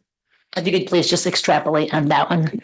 Yeah, that was a discussion at the design committee, and it did not move forward at the downtown management board. So it's not part of the ordinance. It's just 5 decks will be allowed, and they'll only be allowed if they meet the code requirement. Thank you for confirming that. Mr. Moore. So just a question about the first come, first serve approach. I was thinking, hypothetically, if the first 5 submissions were from multiple locations of a single ownership entity, that appears to be allowed under the ordinance. So I was wondering if any consideration was given to allowing 1 license per entity to make sure the opportunity is facilitated for a variety of businesses. I know there are some businesses that have more than 1 opportunity. So I just wondered if I want to make sure everybody has the opportunity. And frankly, if you've got more than 1 location, you're better positioned to kind of submit more at the same time because you've got the design for various locations. Does that make sense? Question. I'm not sure I'm understanding the question. Are you saying if you're an entity that has multiple businesses, could that entity have multiple licenses? Well, they can, right? They can. Right. So I'm saying, was any discussion had about trying to do a different approach than first come, first serve to make sure that perhaps smaller businesses with less locations have an equal opportunity, or was that not considered? There was not a discussion about that, no.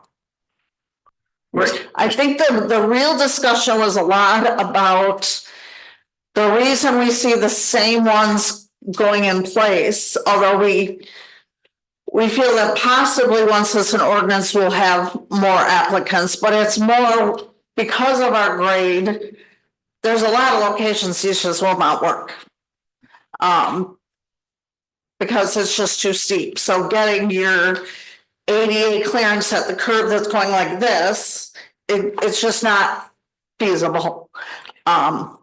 So I think that was more, let's start at 5, leave it to the free market, and if people find creative ways of doing it, great. And then if we keep getting more interest, then we revisit the number.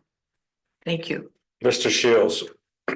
Yeah, I'm not a fan of capped. I feel like the regulations, the code ordinance, the minimum of 10 hours, 6 days a week, I feel like those regulations are the regulations that we should then allow it to, allow the free market to happen. I'm not a fan of the cap. I could be persuaded otherwise, but so far I'm not hearing a good argument for the cap. Leave it there. I tend to agree with you, Mr. Shields. I'd hate to turn down somebody, number 6 or 7. If it's open up and this is a good way to get people to come to Petoskey and to dine, I see no reason why we need to restrict it, But I also see keeping an eye on it, but Mr. Moore, you had a hand up. Mr. Joe, not proud. Mr. Not proud. Mr. Not proud, you're up. This is probably part of because I'm the new kid on the block and I don't have all the history. But I get real concerned about safety. Is there a time limit that these patrons can be out on the sidewalk? In other words, I mean, just from a practical standpoint, as the evening goes on, I'm not worried about terrorists so much, but as the evening goes on, people tend to drink more. And then they get in the cars and they get all that. So is there any limitations or consideration on that? On There's not. They can use it? When the business is open, they're allowed to use the dining decks. And how late are they open, like midnight during the week? You can serve alcohol till 9. Most of the restaurants are what, 10 o'clock? Yeah. Okay. They don't, I would say they're not serving on the dining decks terribly late at night as a general rule. Okay. Can you serve beverages? I mean, you could be sitting out and drinking until 2 a.m. You could, but again, I don't think that's generally what's happening. Okay. Ms. Demore. So unlike my colleagues on both sides, I like the limit, but I'm concerned about the first come, first serve, because I think some entities are more equipped to be at the front of the line. So that would be the concern I'd express. And conversely, I'm wondering why the number of sidewalk dining licenses is unlimited. If my memory serves me correctly, did the design committee say that should be limited? Or am I No, they did not. So what's the thinking around that then? Sidewalk dining has been allowed longer and it is not using parking spaces. So on-street parking spaces in front of businesses are very valuable. So there's been a lot of discussion of we have a strong retail core and you keep a strong retail core by having a lot of retail businesses, and they all appreciate the restaurants. But this again is allowing use of a parking space by one sector of the downtown. And so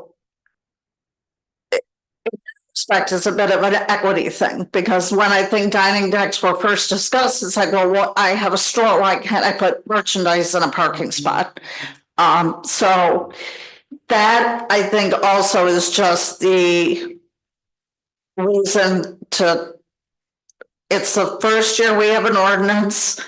I don't necessarily anticipate we're gonna get a whole lot more people interested because it is going to be a large investment.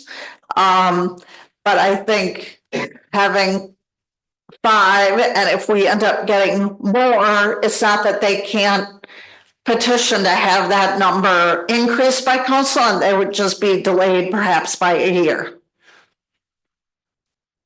Why a year? Well, just because generally by the time, so it's just the time it takes to get your license, get the deck built. It probably wouldn't happen in the same season, is my assumption. Okay. Mr. Nortrop. Sorry about that. I just, as we're all weighing in on this, I'm not a fan of the limits either. And it would seem to me that you want to promote the business activity.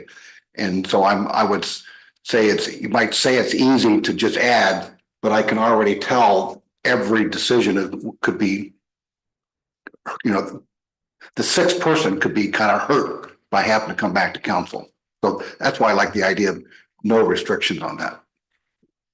Mr. Shields. And to follow up on Mr. Knoxhouse there, it's how do you make that decision, like, if that 6th person comes to council, there's some subjectivity there versus the objectivity of these other regulations define, like you mentioned, Ms. Tweeten, it's not going to be easy. There's a significant investment. So like those regulations will self-limit potentially. Unless there is like a certain number that the downtown management board is saying, like, this number is too many, I don't see a need for a cap. Mr. Moore. So we've just over the past, 60 days had conversations about downtown parking.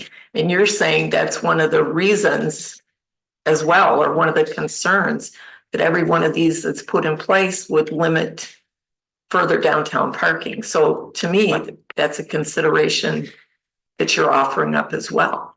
It should have none. If it's using up that valuable of spaces, then we should have none on the streets. I mean, if parking is that valuable. Well, I think there's a place between none and unlimited.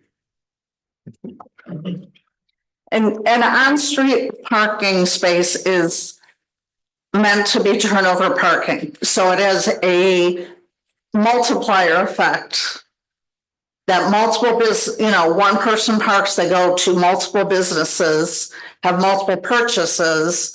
When you have a dining deck, people may be shopping, but that dining deck is for the economic benefit of the business the deck goes to. Let me ask you this, are you charging Yeah. the equivalent amount of what you are losing in parking in that space to the businesses that are taking it over?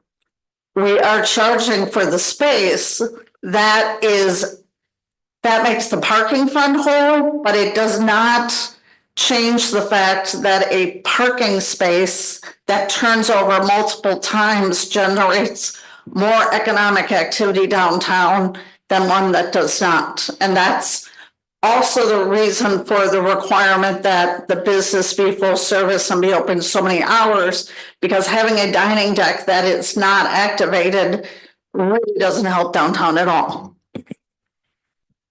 Ms. Walker first. Thank you, Mayor. So I would disagree slightly with the theory that a healthy downtown is made primarily of retail businesses, because I feel like the restaurants are also driving economics to downtown Petoskey. So I think it's both in one, and maybe I misunderstood what was said, but the very restrictions of the outdoor dining ordinance already limit like who can participate. And initially I had a problem with that because I felt like it was too restrictive, and our friends at like High Five couldn't apply because they didn't meet this really difficult restriction of 10 hours a day at 6 days a week. So I know that the downtown management director and probably the entire board can count how many businesses or restaurants actually qualify for this right now as it is. Can I make a correction? High Five was not turned down due to that. It was, I believe, the amount of food that was 50%. Food was not, it had, before you even look at the hours and days, it was the food. Yeah. And with wait service, 50% of sales from food as opposed to liquor, which they would have been higher on the liquor and less on the food because they had Lulu Libby there, but now that's out at the farm. So I can almost guess that you know exactly who would be able to qualify right now. And is it 7 or is it 6 or is it 5? I would not be able to guess right now. What I can tell you is we have had 2 inquiries from businesses that have never had them. Okay. They never moved forward, I think because of the concern that it's an investment and they wanted to wait until it was a permanently approved element. And I would agree that restaurants are equally important. But again, a parking space generates turnover for restaurants and retailers and service businesses. But it's also democracy of, you know, allowing competition. I am in favor of going with 5 right now, with the understanding that if you get 6, 7, or 8 applications that month, you come back to us and state that you have applications that are over and above, and the city council can put it on the agenda and could bump the number up in 30 days. Correct? And So, again, this is just a first reading, so yeah. we can. So when you come back in 2 weeks. Right. The resolution. Huh? Sorry. You could say, because the fees are set by resolution typically, we could say the number of licenses would be set by resolution. That way it only take 1 meeting. There you go. Okay. We can ask. I mean, that we can No, I ask think the that- legal department. Yes. legal team. I know. The deal, crazy. They need to eat too. So, Mr. Moore. Just one more quick question. With this unlimited number of sidewalk dining, downtown where there are the plantings, you know, the big square planters, do you know, does that 40, I'm still concerned about walkability. The concrete planters that have seats? Is that what you're asking? No, like on East Lake Street, there's those carve outs with plantings in them. I'm just wondering if this measurement runs from there or from the curb. It looks like here where there's a light pole, it runs from the light pole. It has to be clear space, so it would have to be like, Okay. right, because Mitchell Street sidewalk's wider than Lake and Howard. Yeah. And then you've got to factor in the meters, the light poles, the tree wells.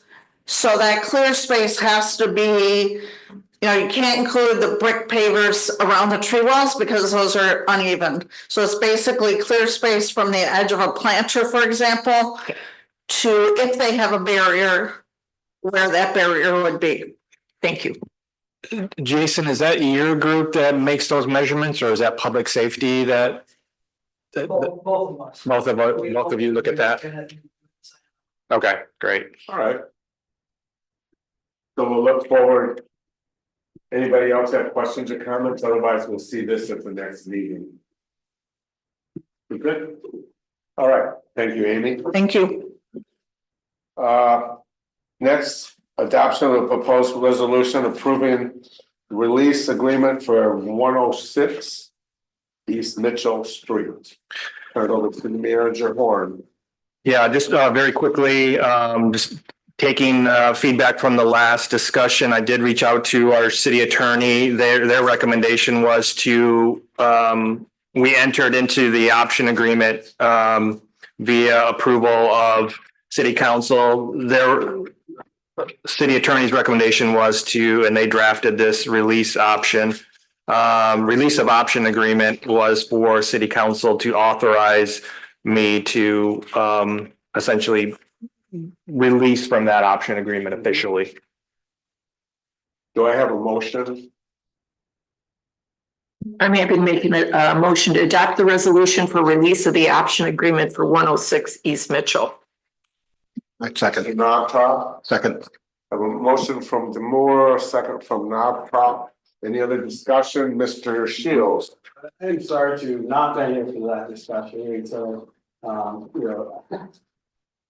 My question is the read of this, is the goal, the purpose of getting that to was to secure the future of this building. Are we, by releasing this, are we throwing it to the wolves again? No.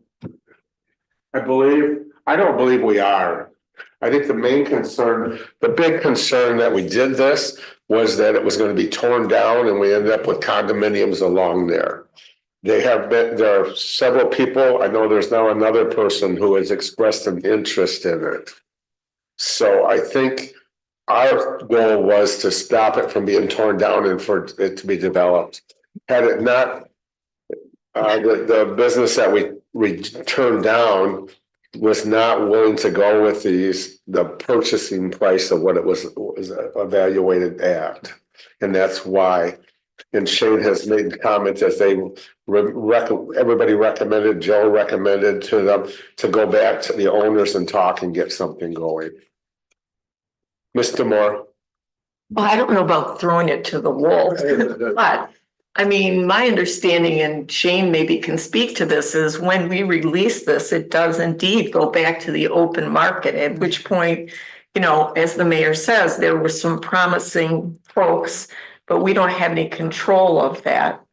So, I mean, I don't know. No, that's right. I was a little disappointed in the quantity of responses. I had a lot of calls, a lot of discussions about the property, and I really was a little underwhelmed by the response. Yeah. The one that I think really could get behind, there was a significant gap in dollars, and it was a single family, great family, and we would love to see them come up to Petoskey and make this their home. But we certainly would not subsidize that for a single family development. So my encouragement to the realtor is to try to work it out, but really it does go to the free market, and it's anybody's game. I do, looking back, I still believe it was the right decision to enter into this. There was very little risk to us, very little exposure to us, and really I want to give credit to the Beck family for providing us this window of opportunity. They did not have to do that. So I really want to give them kudos, because they allowed us some exclusive opportunities to find a partner. Unfortunately, it just didn't materialize in that fashion. But I think the owners know and understand what I think City Council desires for that. And I think they share that same desire. So I think hopefully they'll, as they're sorting through potential transactions, they have that in their back of their mind. Mr. Shields. From the minutes, it sounded like the potential, it was like 500,000 was the maximum, Yeah, 200,000 right. gap there. It sounded like there was a willingness to consider a deed restriction. And so some aspects that I think the city could argue there is value to those, in addition to the preservation of it. I was wondering, I'm concerned that it's a rush decision here. Again, I wasn't a part of this, so no disrespect. Would there be consideration of reaching out to the Historical Society, who I know helped bring this to our attention, to say, hey, there is this gap. Is there a way that can help be bridged?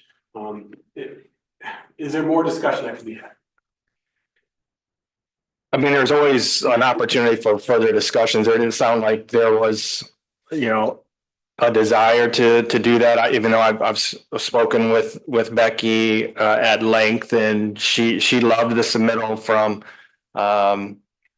the family from Battle Creek as well, and certainly thought that was a strong proposal. I mean, we're 2 weeks away from this. From it expiring on its own.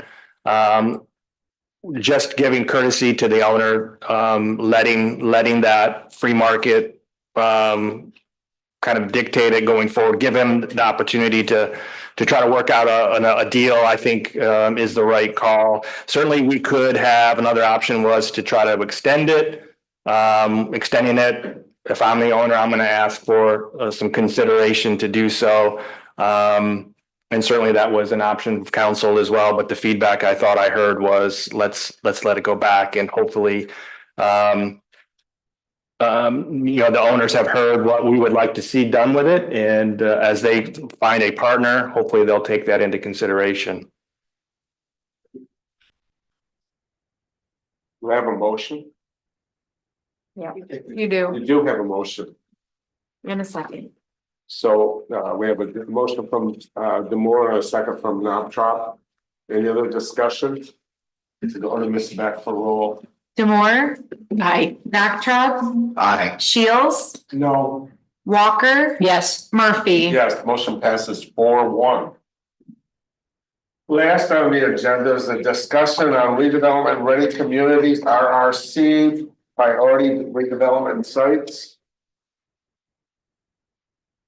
You want to take? Yeah, again, it's kind of getting late in the night, so I'll just essentially, as part of our redevelopment ready community certification, we have a number of sites that are in our plan, if you will. And really the point of these sites is to, and I know the mayor had a conversation with Dan Leonard as well as, and I did as well. These sites allow us the opportunity to potentially see pre-development dollars because we're an RRC community, because we have this listing of priority sites. It queues up in their system, in MEDC system, for potential further consideration. If a developer goes to them and say, I would like to invest in this site, it's already listed, so it kind of greases the skid for potential pre-development dollars. That's not to say that if we have a developer that comes to us tomorrow and then they're not listed on here, that we cannot come back and add them. I did get further clarification. I know the mayor heard this as well, that if it's a private site, really we should have the private owners an agreement with the private owner to list his site. And as I was going through this, we could probably take many of these out and probably focus on a few that I know I've heard from, and I'm sure you have as well. But so probably transitioning away from more of the private sites unless we have a agreement with the owner to add his property to this list, if you will. So the ones that I've just in my mind, and I had a conversation, this week already.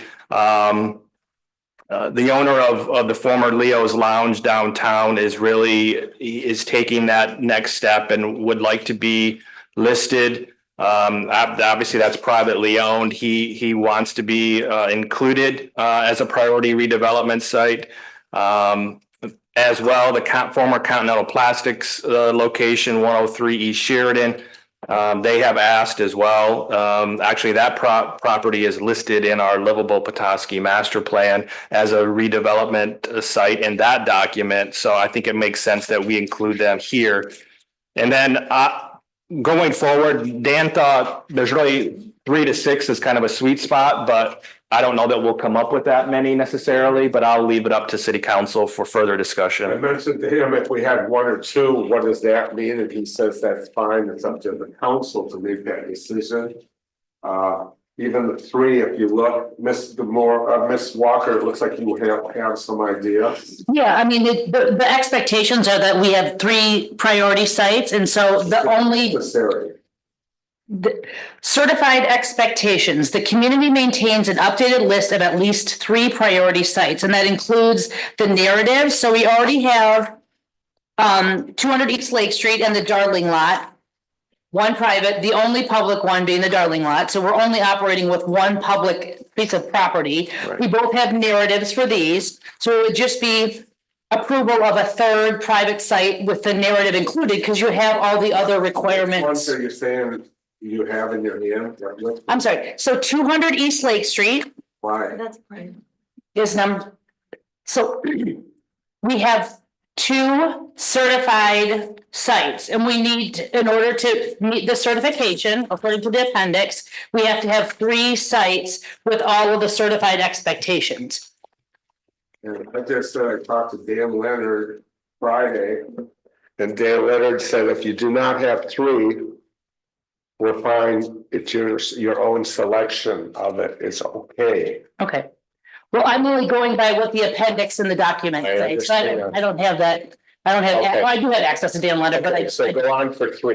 Okay, so then, so 200 East Lake is privately owned, we're all privately owned except for the And the water line. but the 200 East Lake has no interest in selling. Okay.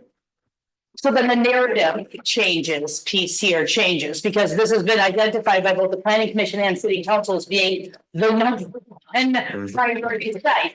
But like you had just mentioned in the precursor, you said that like you need to get buy-in or skin in the game from the private entity. So whether or not that's been done or a conversation has been had with said owner of Petoskey Grand LLC, I guess that remains in question. Yeah. So I was thinking that tonight's objective was just to choose a third one and see what the narrative was so that we would meet our requirements, but maybe that's not what. No, that's exactly what I'm after, to kind of narrow this down and really focus our efforts on those top 3-ish, if we can come up with 3.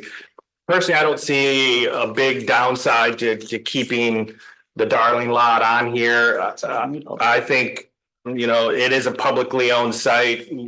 We have achieved some pre-development funds for that site, and potentially we could reimagine, again, to me, I don't see a downside of keeping it on there.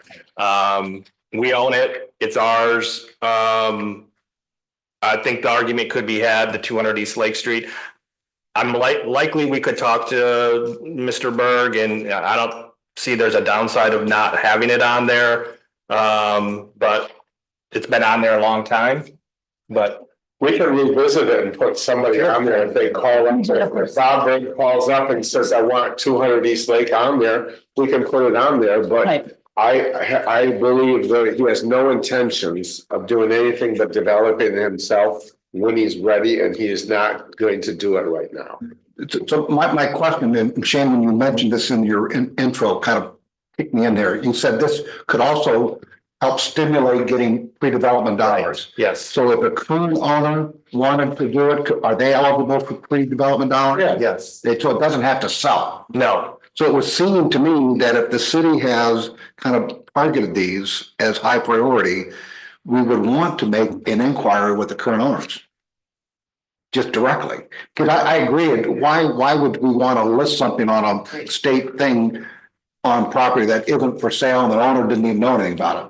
But it would seem like if we would want to go to Berg and have a conversation with it. I know a lot of history on that, but it's all these properties. It would seem like we'd want to make some inquiry to the owners. Mr. Moore. And Shane, did you just say too that we've been advised we are to have the permission of the owner in order to list? Yeah, I think that's the direction that I received, where would be if it's privately owned, we would want the permission of the property owner. Yeah. Right, yeah, and I agree with Mr. Nachtra. I don't understand the point of keeping something on the list if the person's not interested to sell. And it's also my understanding that even if it's not on the list, if it's removed, if it's still available, somebody can reach out, so. I believe that MEDC is going to treat any developer, whether they're on this list or not, with equal hands out to work with them, and they will have all of the benefits. The only piece is marketing, and I don't know if some of this stuff is even on their market. Is that correct? Yeah, Dan did reaffirm that once we finalize this, and he gave me the link to do it, even though I went on there and there's nothing on there. There's nothing on there. So maybe once we finalize this, I'll get some further guidance from him to make sure that we have this marketed appropriately on their state site. So, Ms. Walker. So just to be clear, Shane, you had provided additional information that I was totally unaware of. So if you look at the narrative at 200 East Lake Street in Boca Darling, we now qualify for brownfield tax increment financing, and that has to be a public-private partnership. So you would think that said owner of Petoskey Grand LLC might be interested knowing that that qualifies for brownfield redevelopment dollars. Like, that's Yeah. kind of a big deal. I'm sure he's already aware of that. Okay. Yeah. Is that because there are new opportunities that opened up with brownfield developments that didn't exist 2, 3, 4 years ago that we now know that both the Darling lot and 200 East Lake Street could qualify because we've done soil borings and have identified contaminated soils from the previous developments in those locations?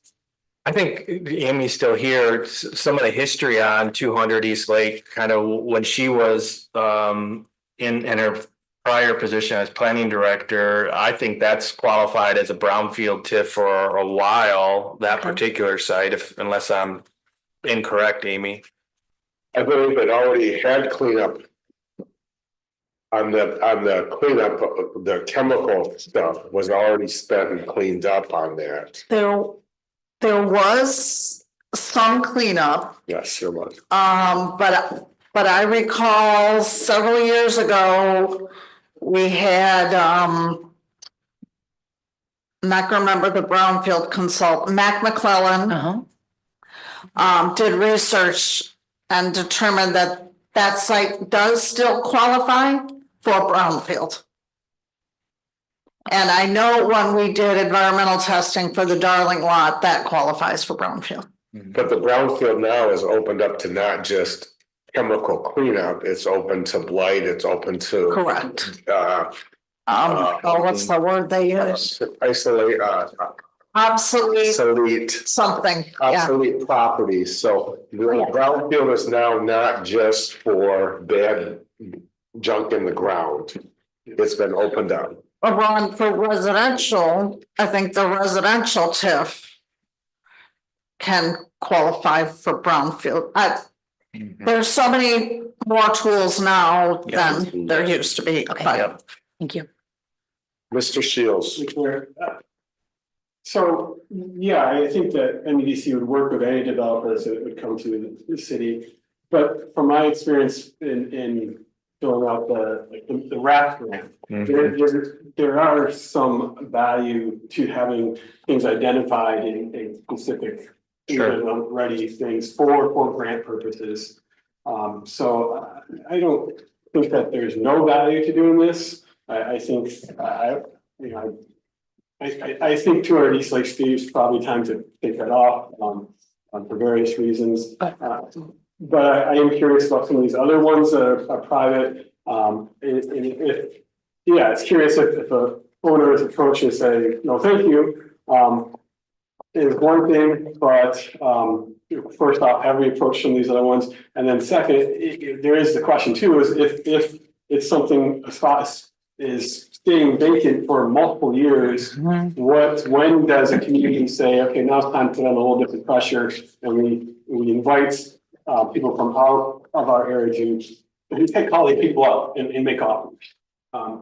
So that's one perspective of why I would say maybe we do some private parcels here. Which one are you thinking? Just curious of Baby Road, Spring Street, and Spring Street. Howard. 910 Spring Street and 310 Spring Street.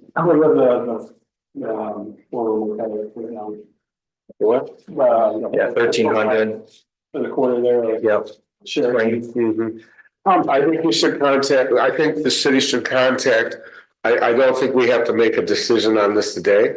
I think the city manager should contact these people that if you think that you want them to be contacted in order to put them on there. Because Dan Leonard specifically said it, I had a witness next to you on the phone at the same time as I heard.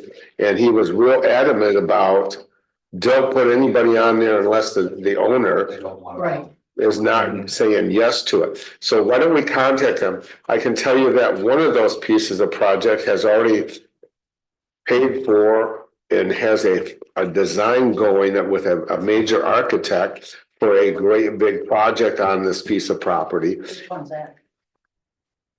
Should I say it? I guess. I don't know. I'm not aware of it. That's your insider information. We don't need to know that. Real Talbot property. Okay. Miss Walker. Okay, just for the sake of the activity that we were asked to do tonight, if I could just put my 2 cents into how I ranked them. Thank you.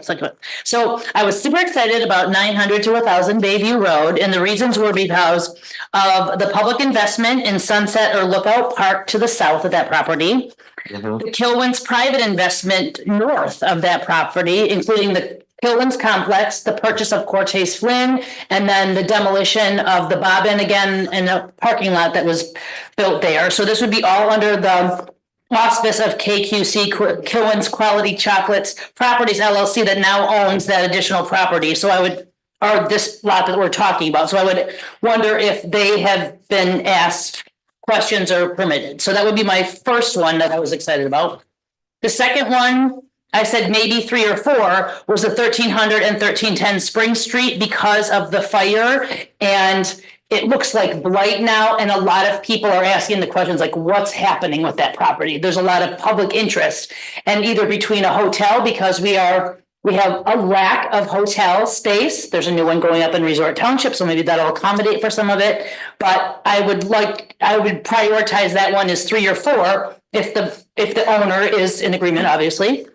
And then 910 Spring Street was my 4th ranking. And then 500 Howard Street, I said, did anybody ask David Meagle about that? Because he's the current owner of what is previously referred to as the Petoskey News Review property. And that's all. I'm suggesting that our city staff contact these people in order to proceed, and before we put anybody on any list, anything, let's get a clean list by contacting those people that you have just mentioned that are on the list in the past. Let's start with that. I know Shane has talked to Barnum Brothers, what's it called now, on Sheridan Street. Continental Plastics, they are interested, so we have at least one, and another one. Leo's Lounge down. Leo's Lounge, 2 right there. Right. So let's have staff contact these other 7 or 5, and let's go from there, shall we? And so the next meeting we can review it, since it's 9:30, and we really do some homework on this, right? Mr. I think your suggestion is too logical. Well, if it is, let's run with it tonight, since it's 9. I came prepared to answer the questions as Shane asked us. Thank you. I appreciate it. Whatever it's worth. Thank you. I know Mr. Traub has gone and visited all of those sites personally. Yeah, and I know a couple of the owners, and they seem to make sense. Okay. So is that good with you, Shane, on this one? Yes, okay. thank you. All right, now we go to the close of the hour. I will go to ward number 3, Mr. Knoptrop. Do you have anything you wish to make comments on? It's so interesting to be on this council, and I've enjoyed it so far. What a contrast from the last meeting to this meeting. That's how we suck you into the vortex right there. The vortex. That's pretty scary. The vortex. Ward number 4, Miss Walker. Thank you, Mayor. In the middle of a hot flash, I really enjoyed the Winter Wonderland weekend that we had. Enjoyed all of the ice sculptures downtown, throughout downtown and in Pennsylvania Park. They fared very well this year, and they're going to be around for a couple of weeks because the weather the past 3 years has not been conducive to maintaining ice sculptures. So that's been delightful to see. I also dined downtown this weekend and attended some late night clandestine winter sports park activities after hours. Oops, I didn't get there in time. Thank you. Ward 1, Ms. Demore. A couple of things. One, I continue to get concerns about the sidewalks. I appreciate that there's follow-up going on, and I look forward to hearing what's happening. And then just an update, as I'm obligated pursuant to the policy regarding the Petoskey Youth Advisory Council. 8 out of the 12 students are going to be going to the Michigan Municipal League Capital Conference, which is the municipal league is very excited about this because they rarely see students. The mayor visited and talked to the students, and they really they were silent. They didn't ask a lot of questions, but after he left, they were really inspired, I think, by his talk about volunteering. So I know that one woman volunteered to reach out to the city manager. I see that she already has, about volunteer opportunities within the city of Petoskey. 2 sophomore women volunteered to develop a web page and maybe something beyond that.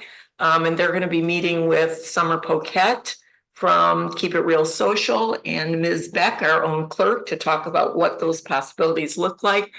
And 2 folks were elected co-chairs and 1 elected secretary. So that's the update. Mr. Shields, Ward 2. Thanks, Mayor. I didn't have anything, but after a discussion in talking about the renewable energy goals, I just reminded of, I kind of past comments of, I think the desire that I have for more community engagement in that planning process, how we get there. I appreciate that it is always a moving target, and there's a lot of complexity that MPPA necessarily brings to that discussion. But I also feel like MPPA is not delivering on a plan, an action plan that I think our citizens in their jumping to the voluntary green pricing program shows that there's a lot of interest in the community for the renewable energy pledge. I think we should engage our citizens more in a commission or a committee or some sort of format like that, that they can help MPPA come up with an action plan so there can be a little more